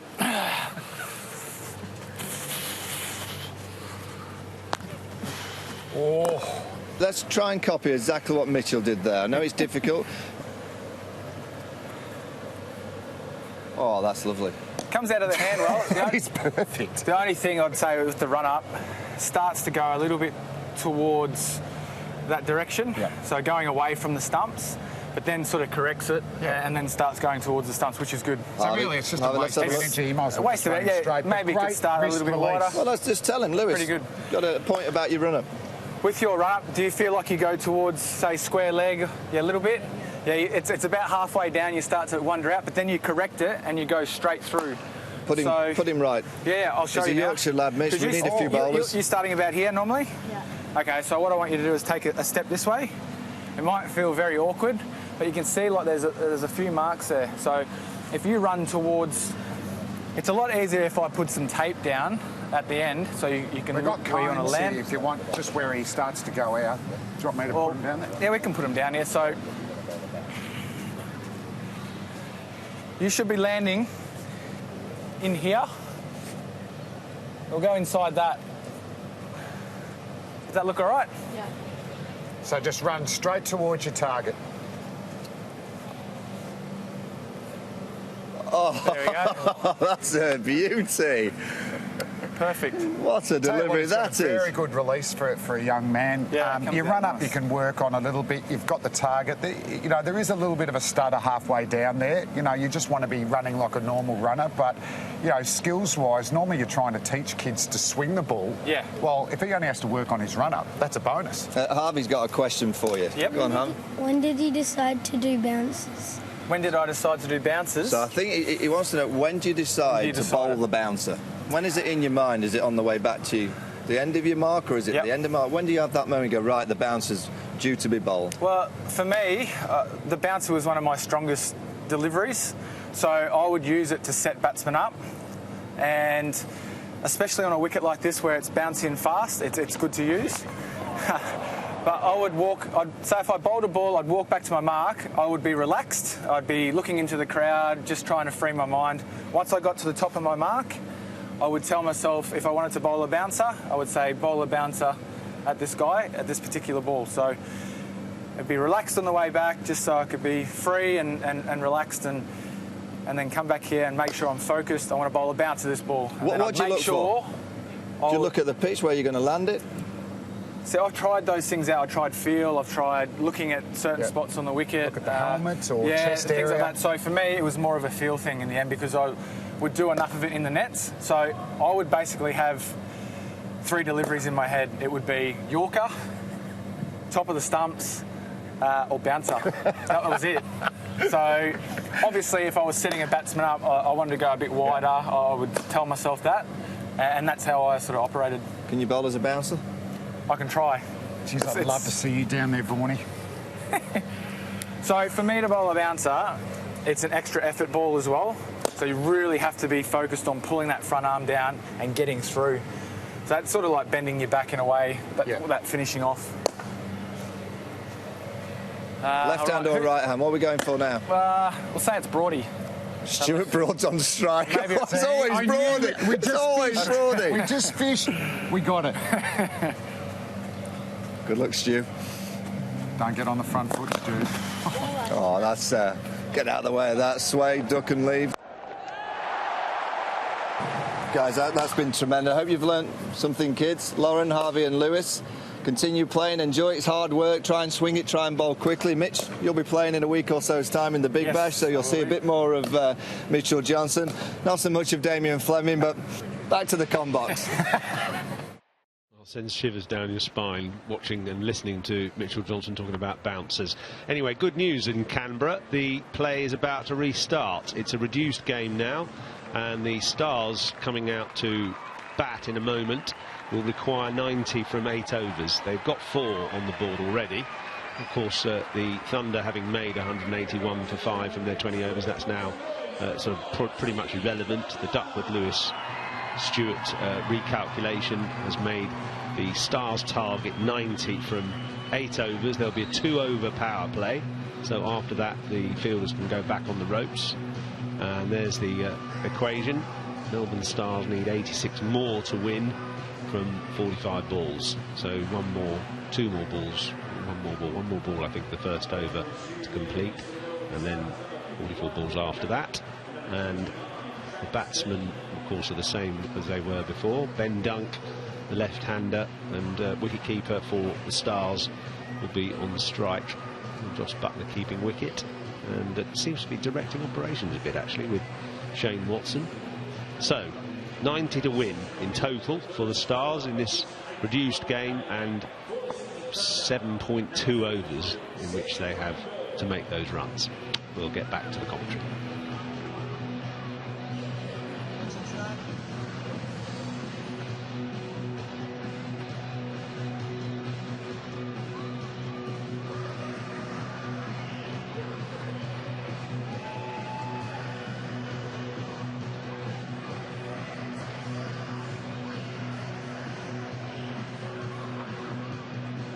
Yeah, well, it's T20 on steroids now. So we thought T20 was on steroids. Now this is going to be a lot of fun.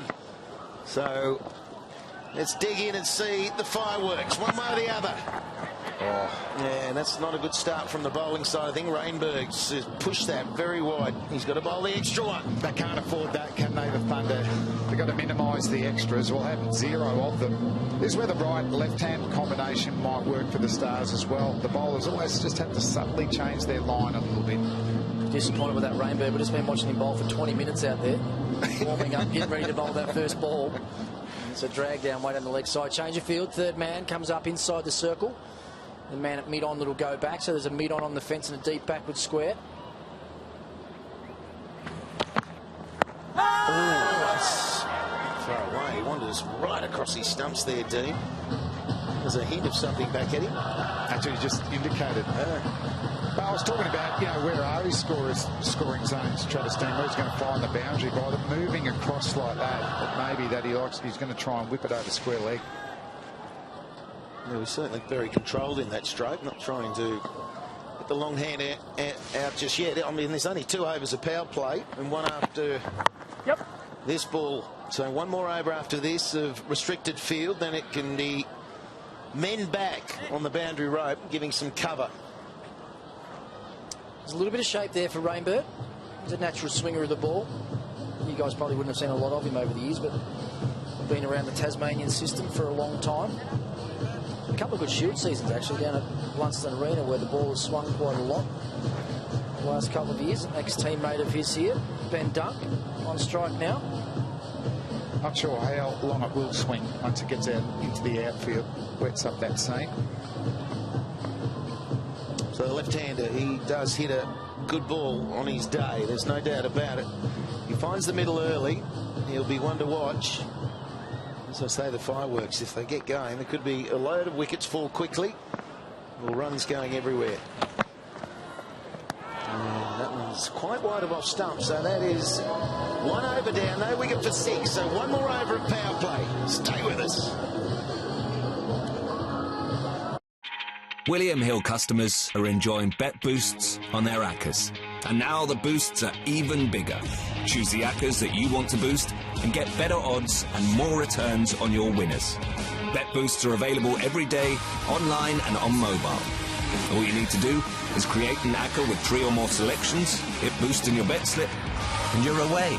More control, more value, more to celebrate. William Hill. This is more. So the required rate now is 12. And these very short run chases, when you've got 10 batters in the bank or wickets in hand, you go hard right to the end. As I say, you very rarely will lose those 10 in such few overs. But if that run rate required gets 15, 16, 17, you're now starting to be really pushing it uphill. That's what you're saying about this chase being in favour of the batting team now. It only takes 1 or 2 overs and that run. That rate will be very, very high. There's a little tickle on that one down the leg side. Looks like it's going to get to the rope, and it will. Was it runs or leg buys? Leg buys it was. But this thing is really important, Slats, isn't it? They've gone to McAndrew as well. Very inexperienced bowler. Need to try and find the fence on a few occasions this over. Just keep that run rate around that 12 mark. Yeah, he's only played a couple of Big Bash games, the Sydney Thunder a couple of years ago. McAndrew, want to be really tight, ready to go.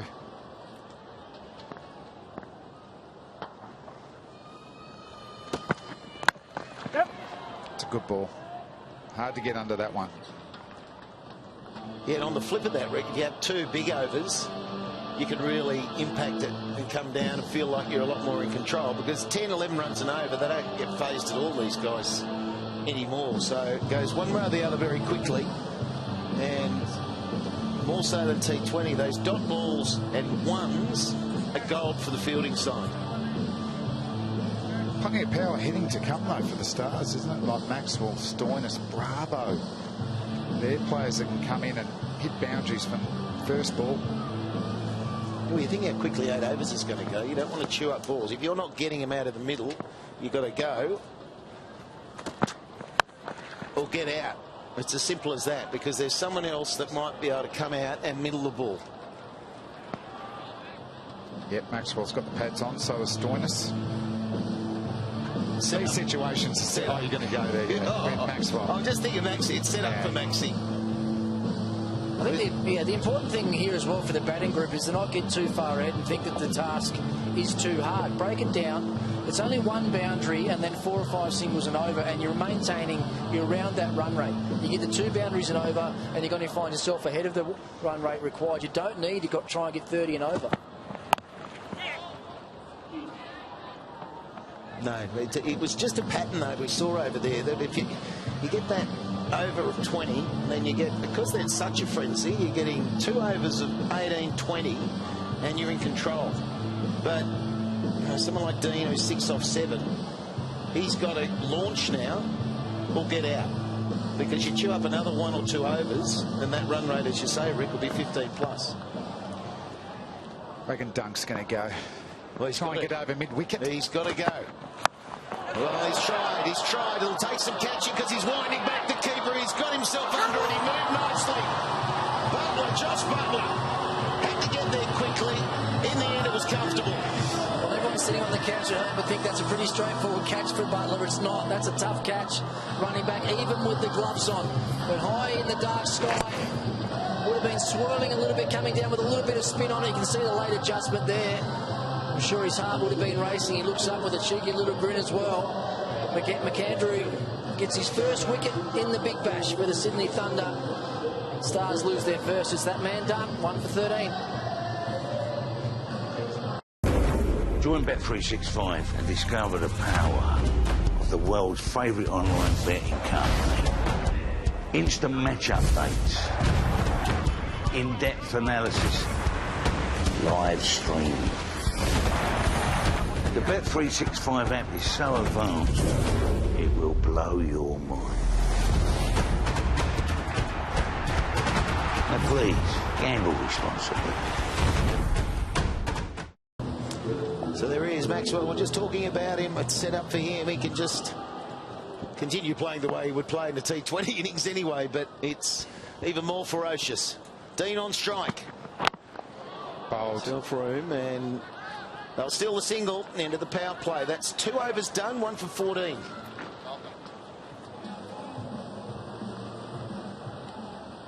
That's the end of the second over of the Stars. Innings 1 for 14. They require 76 of 36 deliveries to win.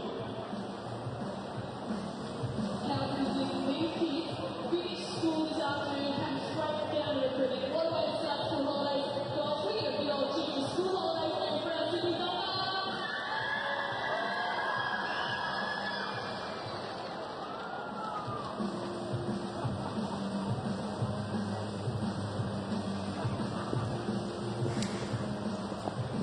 So in a power play, that's the indication. Normally it's after 6, it's after 2, because they've only got 8 overs to bat and they've chewed up 2 of them already.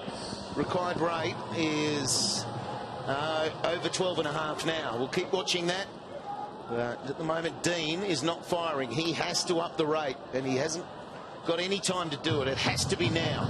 Changing the bowling, Sams, who hit the ball to all parts. Monica Oval, left arm fast medium. Ready to charge in for his first ball. Dean, can he find the boundary? Moves across the crease. It's here for that. That is out. So breaks through first ball. Sams is having a great night. Well, it's 132 k's an hour. It's right on the money. We've seen Travis Dean move across his stumps a few times earlier. He was a long way across his stumps there, and was that swinging back enough? As Michael Slater's saying yes, the umpire agrees. Travis Dean on his way. Big breakthrough again for Sams. He's been the man of the moment. It's his first wicket. Stars at 2 for 14. Shut up, ho! Solve this case on behalf of your queen. What a looker, right?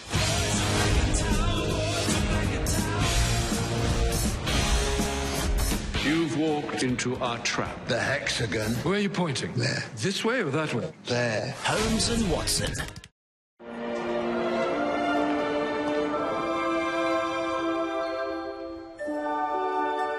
Christmas always starts with Radio Times. Stoinis is out there. We're hearing him talk about earning selection in the Australian Test side and what it means to every Australian young cricketer. And that's male and female, just that honour of the baggy green, but he's got a job to do here, and if he gets going, it is going to be an excitement machine. Stoinis is a crisp hitter of the ball. Yep. It's hard to get going straight away, but that's exactly what is required. So they've lost 2 wickets very quickly. Oh, good mix-up here from Sams. Well, let's have a look at the wicket-taking delivery. Is it going on to hit off stump? Yes, it is. Bowled straight. Dean. He's moved across the crease a couple of times and has missed the ball on that occasion. Has to walk off to the dressing room. Straightened enough there, Flem, the old art of swing bowling. Yep. Just enough. G. Maxwell, what's he going to do first ball? Bit of a sighter, but that was a good change-up too from Sams, wasn't it? I think that's 114 Ks. Yeah, I think he does have to have a look because he can bowl 132 right down to 114. Tickle on it. There's a glove on it as well, but it's going to be 4. Leg buys again down the leg side. Chris Green, you are out there and you've just come from T10 cricket. What are you feeling in the sense of, what was the par total again over there? It was about 130, wasn't it? Yeah, 130, 135.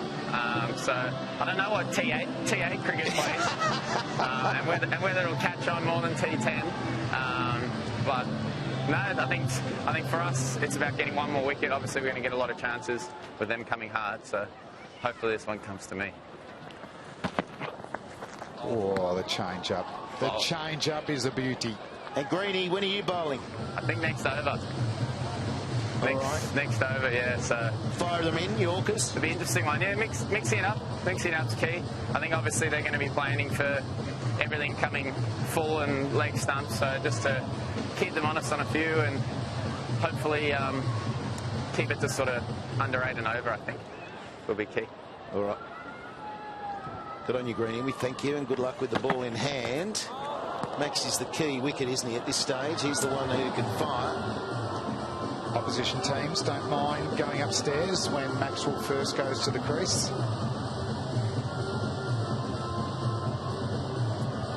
Well, that looked very, very short, that delivery there. It's just called just the one. Was it called more than just the one over the shoulder? Just the one over the shoulder, I believe.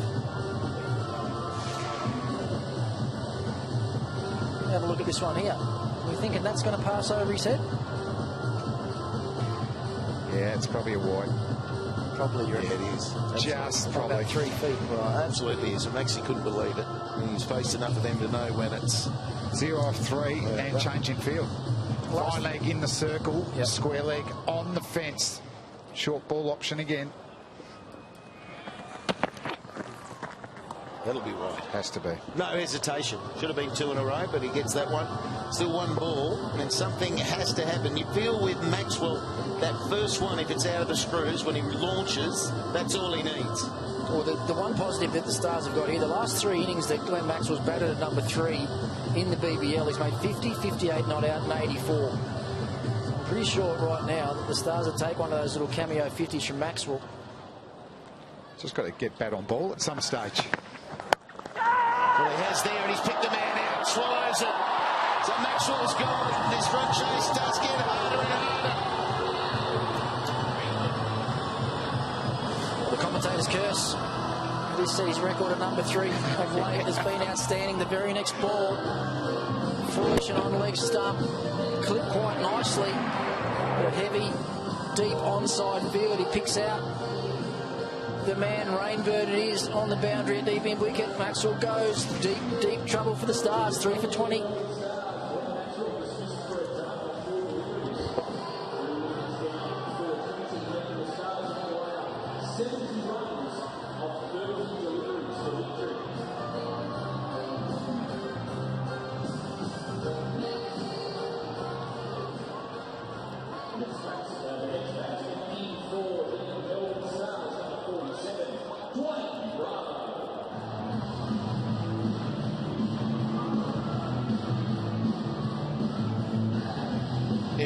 overseas player Dwayne Bravo's played well over 400 T20 games. He was there in the T10 tournament, and it's fair to tell you all that it was at Sharjah.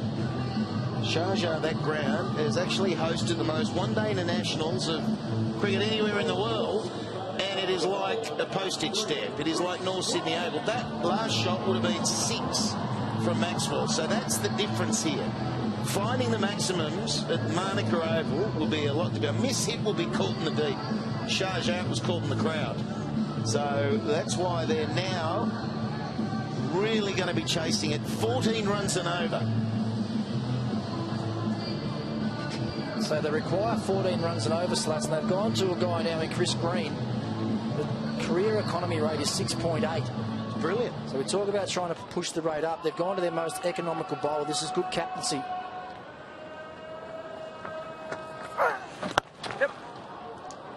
Good start around the wicket, looking to cramp the right-hander. It was full enough. Stoinis, if he'd chosen to try and have a crack at that, it would have been hard to get under it.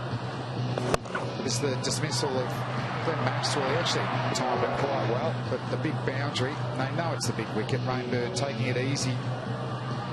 And Sam's 2 wickets in his first over to back up an excellent innings with the bat. But Dwayne Bravo was playing in the South African T20 League. Didn't get a lot of hits. Interesting field they've set for Bravo as well. He's very strong over extra cover, so they put cover straight back, and they've got 3 in the circle behind point on the offside. Nothing green in. Yeah, he leans back. He gets anything he can get under. His head goes back, and he hits beautifully through the ball. And I mean, he gets hold of them. These boundaries aren't big enough, even though it's a long hit down the ground. But he hit 5 consecutive sixes a few months ago. Missed out the first ball, then he went 5 sixes in a row. Very unique, isn't it, to be able to generate enough power to hit over cover, but he can. You very rarely get that length, though, from Green. He's always up there in the block hole. He's really honed his skills, and he gets a wicket. It was nearly a little Y2C over the boundary rope. He was going to throw it in, but nicely taken, and Green is in the action immediately. Well, what do you think about who's favourites in the run chase now? Well, I think it might be with the fielding side, Rick. You're right, Chris Green. Just a little bit too full for Stoinis to get enough bat on it. Thickish outside edge. Nicely judged and nicely taken by Sangha down there at long off. A dangerous hitter in Marcus Stoinis goes to join his captain and other power hitter Glenn Maxwell in the shed. Stoinis goes for 2. 4 for 22. Those your first 4 scorers? All right, special one. You pick them. You pick them. You pick them. You pick them. Ah, challenge accepted. Brain cells, current prize money? Christmas bonus hunch. It's 100 grand. At least. It's hunch time. 1, Fabinho. 2, Barney. 3, Sterling. 4, Harry. Kane. Heed your hunch with Betway. Pick the first 4 scorers this weekend for a chance to win our Christmas jackpot. Well, it's definitely with Thunder now. They've got 4 for 22, and Chris Green has got his first wicket. And it's purely the size of the boundary. He's playing on the bigger ground. He's going to enjoy that. Very rarely do you get any leverage. He's so tall, and he bangs them in there, and he'll always come around the wicket to the right-hander. Very simple game plan, as we're saying, for Green, isn't it? He just takes the arms in the way of the right-handed batsman, spears it in at the toes, tries not to get hit for boundaries on the offside.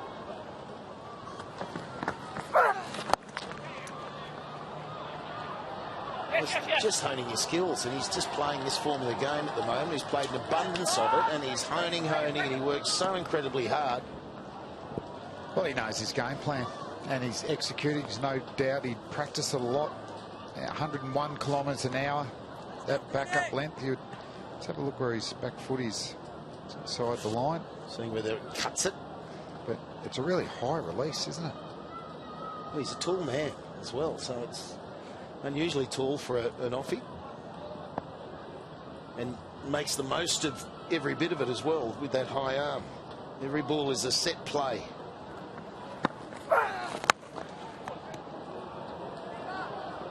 Bravo calls for 2 immediately, and it's comfortable 2. Now we've got 4 overs remaining. A good over there from Green, a wicket and 6 runs, and they need 16 runs and over from here.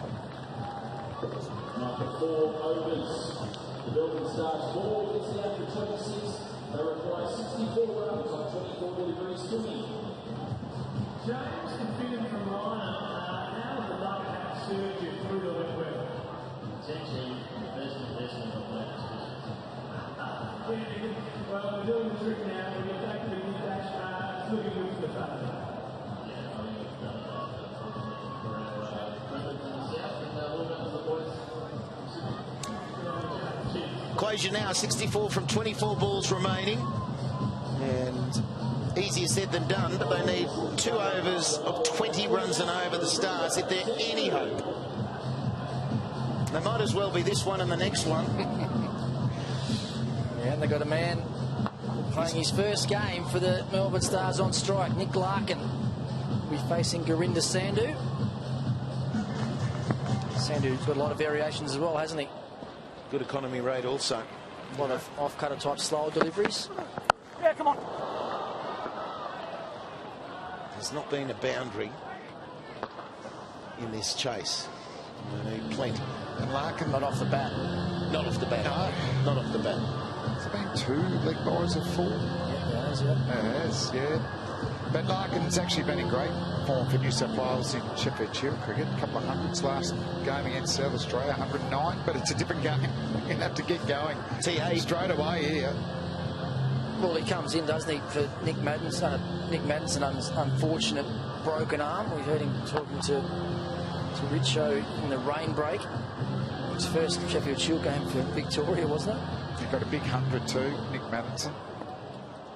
Sandhu just getting his field placements right. Point getting a little bit squarer. Bravo needs to launch. He knows what he has to do, and he's trying. He's from Trinidad. And imagine his frequent fly points. Be more than yours, Rick. A lot more than mine. He's playing a different tournament every couple of months, isn't he, around the world somewhere? I mean, he's played with Gale. He's probably played with the most franchises, I'd say, throughout T20 cricket. He's probably racked up about 28 franchises. He's few. Someone like Imran Tahir would have played for a lot as well. Yeah. Check him out tonight on Crick Info and see how many he's played for. Strongly to the onside. There's a 6. There's a Maxwell. Bravo. He just needs to feel that. Coming out of the middle of the bat. Can he get on a roll? Well, it's a 3rd short ball in a row. Just a bit too predictable. So Bravo setting himself backwards. He's still got to execute, and he has 86 metres. That's 6, but getting that front leg out of the way, momentum going towards where he wants the ball to go. That was out of the screws. He bowled well tonight also. That's the first maximum. And so he's 11 from 6. There's 7 off the over with 3 balls remaining. He'll be going large again. Good slow ball. Do you see that head tilt back? That's the one that he normally just gets a nice little release on, though, and deposits over backward point. It was a slow ball again from Sandhu. You see there, he's halfway through his shot, sort of checks it, tries to get it over the man that's just been brought up at backward point. So he's operating now with 4 men deep on the leg side. It was actually the line he wanted, but there was no pace to work with. He sort of checked his shot, didn't he, halfway through? Excellent deception there from Sandhu. 2 balls in this over. And it's gone high. It won't go the distance. It's near the rope and taken. Catching very nicely. They are Thunder in the outfield. Thought for a moment it might have just had enough on it, but it went too high. Rather than a little lower, it would have found the crowd again. Well, another good short ball from Sandhu. Definitely targeting Bravo in that region. It's above shoulder height as well. Top edge went very high in the air. I actually thought Sam Rainbird misjudged this one badly. He came in about 10 or 15 metres, had to retreat late and took it just inside the rope. He takes his second catch. Sandhu takes his first wicket. They're 5 for 33.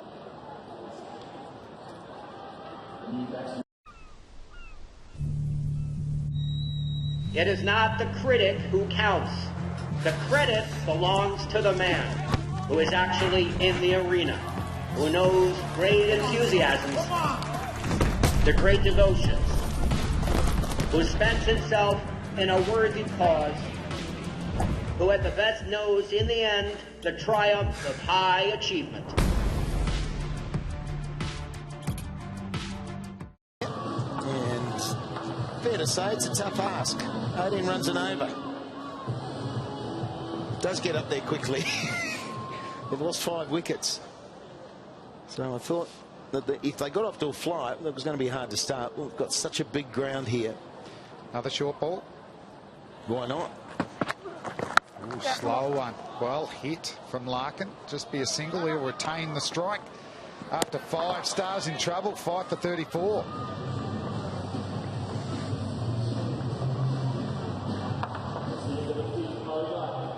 Melbourne Stars 5 wickets down to 34. They require 56 off the remaining 18 deliveries. Today's official attendance here at Market over 8,788. We thank you for making your way out here for BBL 04 08 action.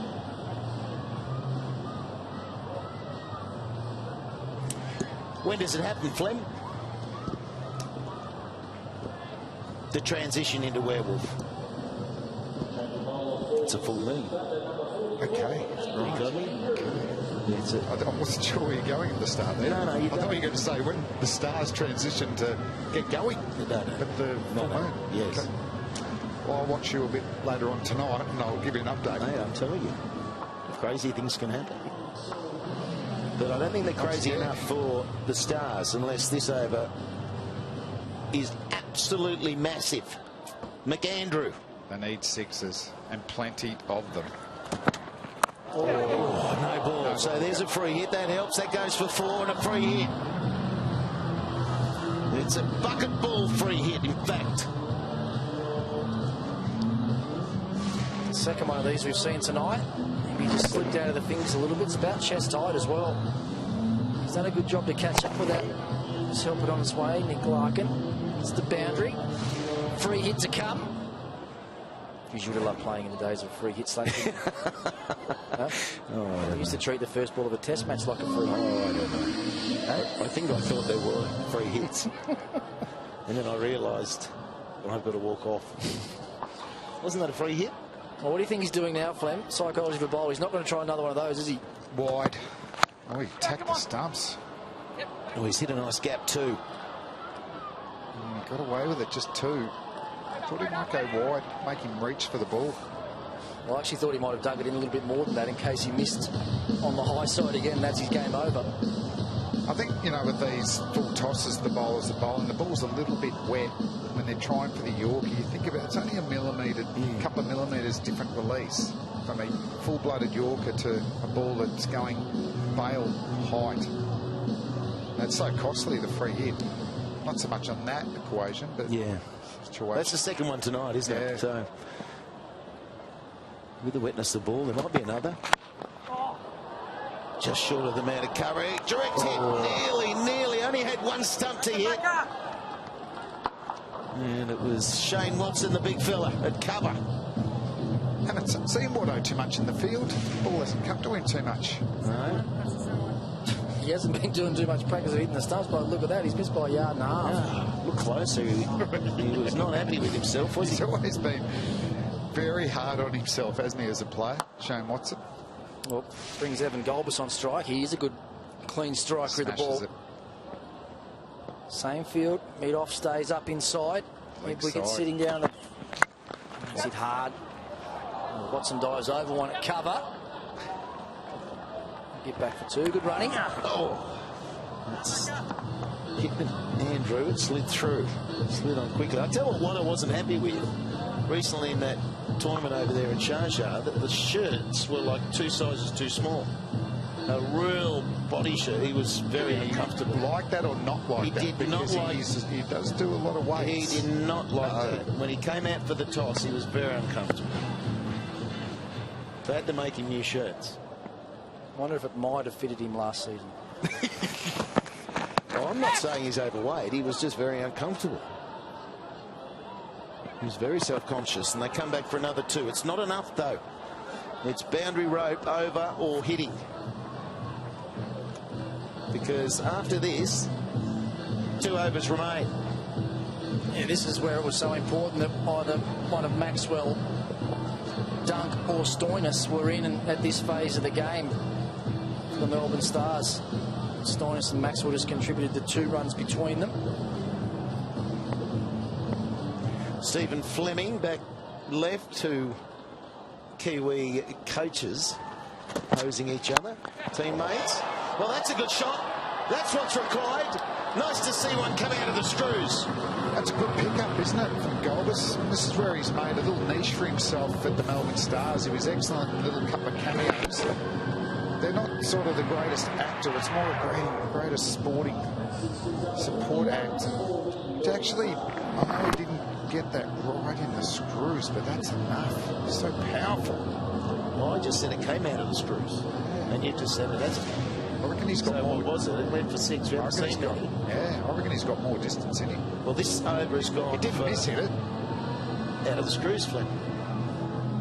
18 runs this over's gone for, so this is what they've required. Imagine if this one goes the maximum as well. 24, and they're still believing.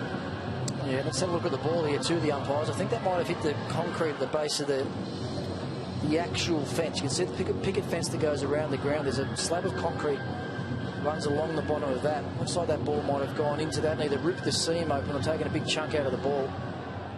And out comes probably the 4th umpire, wouldn't it? With a there's more umpires. See whether it has been banged up a little bit, but back to what you're saying, Slate's like a 6 here to make it 32 off 2 overs. T20 cricket.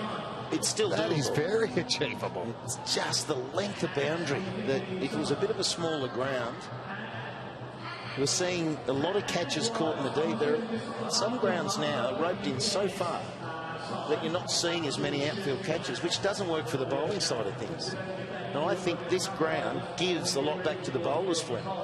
Just because you've really got to hit a 6, you've got to hit it really well. Yeah, I like the bigger grounds that it brings the slower balls into play. Yeah. You know, that if they don't totally hit it, there'll probably be a catch in the outfield where you see those smaller grounds, you bowl a good slower ball, you actually deceive them, but they can still get enough bat on it to go for 6. You see a lot just creeping over these more days. Even contest between bat and ball. I think so. So, big final delivery of the 6th over. Yes! And a good delivery as well. It was a slow ball. Yes, yes! And they'll come back for 2. They have to come back for 2. It's going to the keeper's end. He gets there. He's ran 4, and he's only going to get 2 for it there. Golbus up to 6. 5 for 54. BetUK.com. Whatever the game, it's odds on we've got it covered. Your game, your way. And right now we're giving you a £5 free bet too. For the ultimate in sports betting. Wherever you are, whatever you want to play. Hit the target, BetUK.com. Well, Maxie, he might want to go and bat again. He's still got the pads on. There's Stephen Fleming to the left, the Kiwi. He's a very fine left-hand batsman. Good style of a bloke too. He's been coaching these franchises.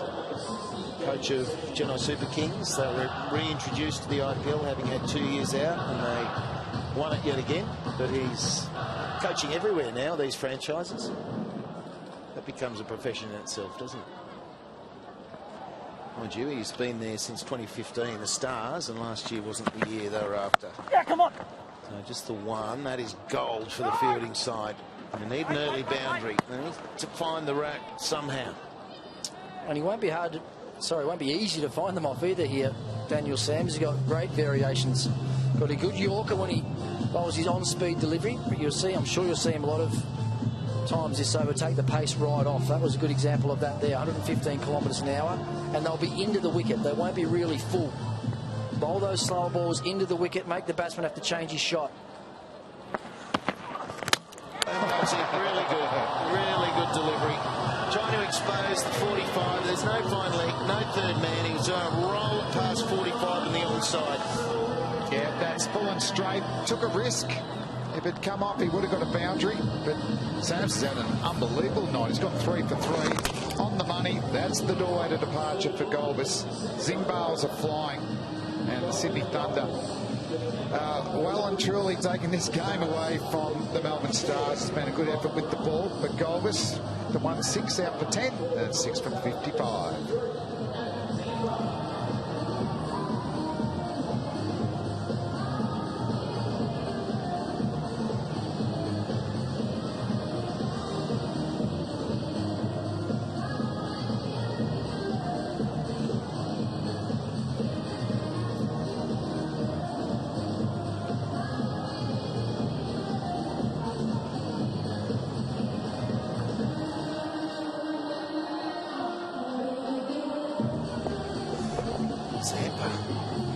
Superstar. He's going to have to be a superstar. Strike rate of 89. Well, tonight it's going to be different. His best is 15. It's got to be better tonight. They need, well, 15 could be enough if Larkin goes heavy at the other end. 35 from 10 balls remaining. He needs 15 off this over. Oh. That's good bowling, isn't it? Sam's right in the block. What a game, as you say. That cameo with the bat, and that partnership with Sangha, and now this bowling. Awesome. Good pick up for the Thunder, isn't it? He was impressive last year for the Sixers. I think he might have got 4 wickets in his first game last year. And his batting, he's started to get runs, you know, in different forms of the game. Big, strong, powerful athlete. Just seems really suited for T20 cricket.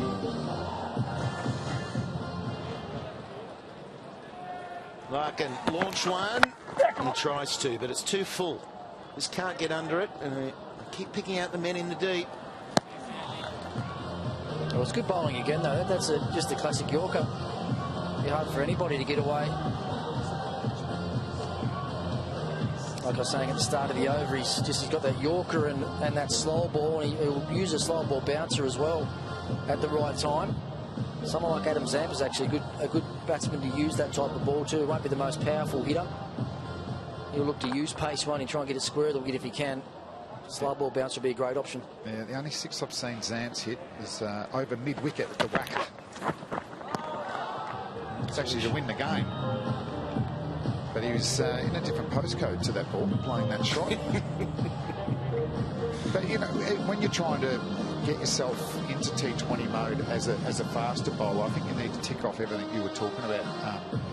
Punter, having a reliable stock ball is actually not, you don't really actually need that, but you need a quicker bouncer and Yorker, and a Yorker that's got 2 lines, probably attacking the stumps, then outside off stump, and then a variety of slower balls, and one of them can be your change-up bouncer as well. Just practice them, build your skills. And the dot ball on that over will do it, I think. And Thunder, their execution has been outstanding. 6 for 57.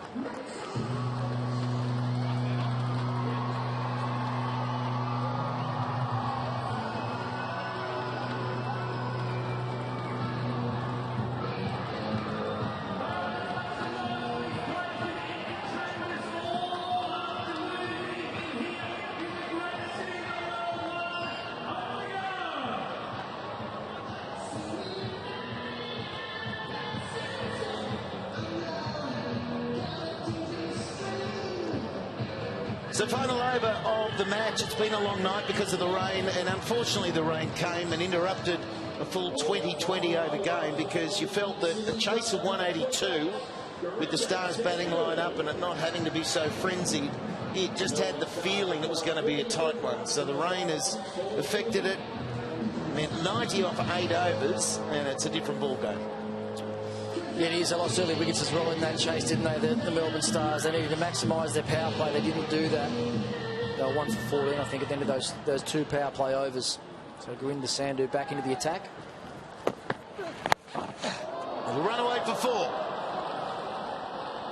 But given that every ball needs to go for 6, it's not enough. They're still in there, 5 sixes. You're saying there's a chance? There's a chance. I love your optimism. Thank you. Those flat pitches in Pakistan, you're always optimistic. Optimistic. That's where the wickets came from. Thanks, Mike. Although to win this game, he's going to have to hit it forward a square. He's not going to get there big sixes over the keeper's head. But Sandhu, what's he doing with the field? Square legs coming in. Third man, fine legs going back. Yeah, which you would think, Flem, means he's going to bowl either an on-pace Yorker, a quick Yorker, or a quick bouncer. That line, isn't it? Line of the stumps. Well, and it has to have pace on it as well, because if it's a slow ball, it's probably not going to get all the way down to fine leg. Doesn't get through to the keeper. The big edge with the slow ball. Took the air out of the ball. Doesn't get through. And just accolades to Sams again. He bowled his 2 overs, 3 for 5. Yeah, it's an interesting ball to bowl. It's effective, but the field didn't suggest that. Like a thick edge could maybe still go for 4. If he did it well, there's a gap at third, at cover. If he got in the middle of the bat. Yeah, that's one of those ones, Flem, where you set a field making the batsman think you're going to bowl a certain ball, and you bowl the exact opposite. Reverse Malachi. It's nicely played. That is good execution of a stroke where it's short and wide, and it gets absolutely what it deserves. All a little too late, so Larkin just trying to get a few out of the middle. He was launched in the air. Nicely played. 3 balls remaining. Unfortunately, got away. That calculation is always hurting one side or the other, isn't it? Oh, gee, that's a flamboyant shot. Love it. Caribbean style. Yeah. Wasn't the greatest delivery, though, from Sandhu. Nope. Richie Richardson. Go on, Larkin, nail a couple. Oh, he's got one. He's just got enough on it. Well struck. Yeah, good boy. Good boy, Nick Larkin. Goes on to 25, not out now, just 11 deliveries, 3 fours, and brings up his first 6. Well, it's been a handy knock. 25 off 11. Opening up in Sheffield Shield cricket, but to make it in T20 cricket, you've got to have your hitting zones. It's certainly square of the wicket. Hits the ball very well. He'll be sweating on another short ball like that. The last 2 shots have been fantastic. So 2 fours and a 6, the 1 dot ball. And he might as well finish off in strong fashion. On the ground, pushes for 2, will get 2. He faces the last ball of the game. And it's been a solid performance by Thunder. I know there was probably a gift when it was all changing in the calculations and those early wickets, but they'll be pretty happy to establish 181 from those early wickets. And their execution with the ball and their catching has been great since they've been out in the field. No, they've played really well, Slats, no doubt about it. They've got a very deep bowling attack, actually. It's quite similar attack to what the Adelaide Strikers sort of rolled with last year. Lots of different bowling options. We haven't even seen Farwood Ahmed tonight. Come on.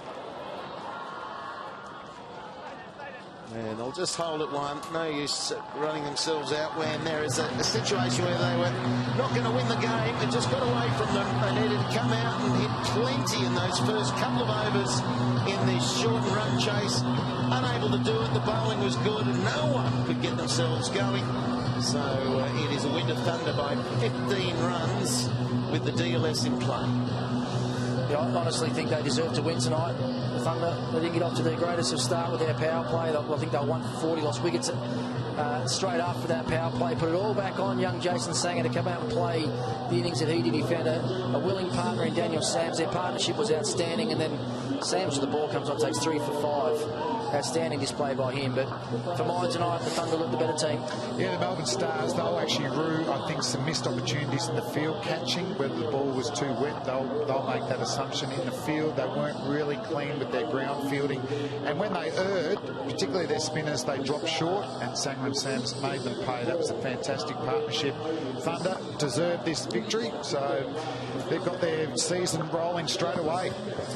Yeah, so abbreviated game, but it's nice to see that squads get out there each night and we get to check out that balance in the side. But Sangha 63, what a young star he's going to be. Sam's 34, we've spoken about that. The leggy's got a couple of wickets apiece. Larkin finished off with a little bit of a cameo, but it was Sams who was the player of the night for me. 3 for 5 as well as the 34. Thunder, they win by 15 runs. Yeah, that's true, and it was the wickets that they took quickly there in the Melbourne Stars innings that just stopped them from getting those 90 runs. Quite a demanding target, actually, 90 off 8 overs. It's pretty hard work, and it doesn't help when you lose early wickets. If we just look back at the wickets that fell for the Stars, Ben Dunk early on, sky one. Actually, this was a good catch by Joss Buttler, not an easy one to judge in the dark sky with the white ball coming out of it. So that was an early wicket. Then Travis Dean going right across his stumps, and LBW. Good bit of bowling actually by Sams there, just to get that ball to swing back in. He'd already made a useful 20 odd, 30 odd runs as well, and he got a second wicket there when Maxwell was caught in the deep. Glenn Maxwell was probably the Stars' big hope, and he was out for naught. So it was dispiriting for the Stars then.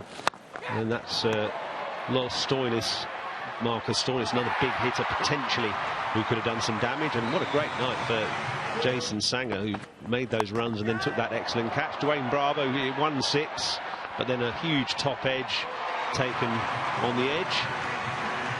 And by then the chances of Stars getting the runs were pretty remote, and Gulbis there was just castled as well by Daniel Sams. So well bowled to the Thunder there to keep their nerve for that run chase, and the target that they'd set originally, 181 by the Thunder, was really set up by Jason Sangha. It's a superb innings actually, coming in you know, on the back of Roots and Butlers and so on, and Watson, and just completely undeterred, intimidated by any of the bowling or the stage, putting the ball away superbly. Big long levers and fast hands as well through the offside. Look at that, getting right back on his stumps and getting underneath that one, getting the distance. Quite big boundaries here in Canberra. Another one there off the top edge.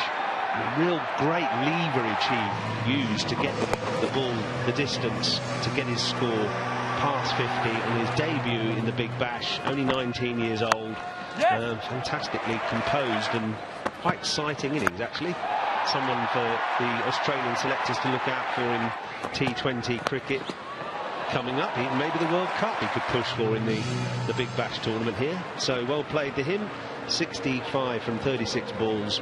That really was the performance of the night for the Thunder, allowing them to win this match in the end by 15 runs. Right, lots of other sport coming up for you on BT Sport in the next day or so. The rugby there, Exeter against Saracens tomorrow afternoon, 2:30 p.m. Cardiff Man United, Premier League, 5 o'clock tomorrow.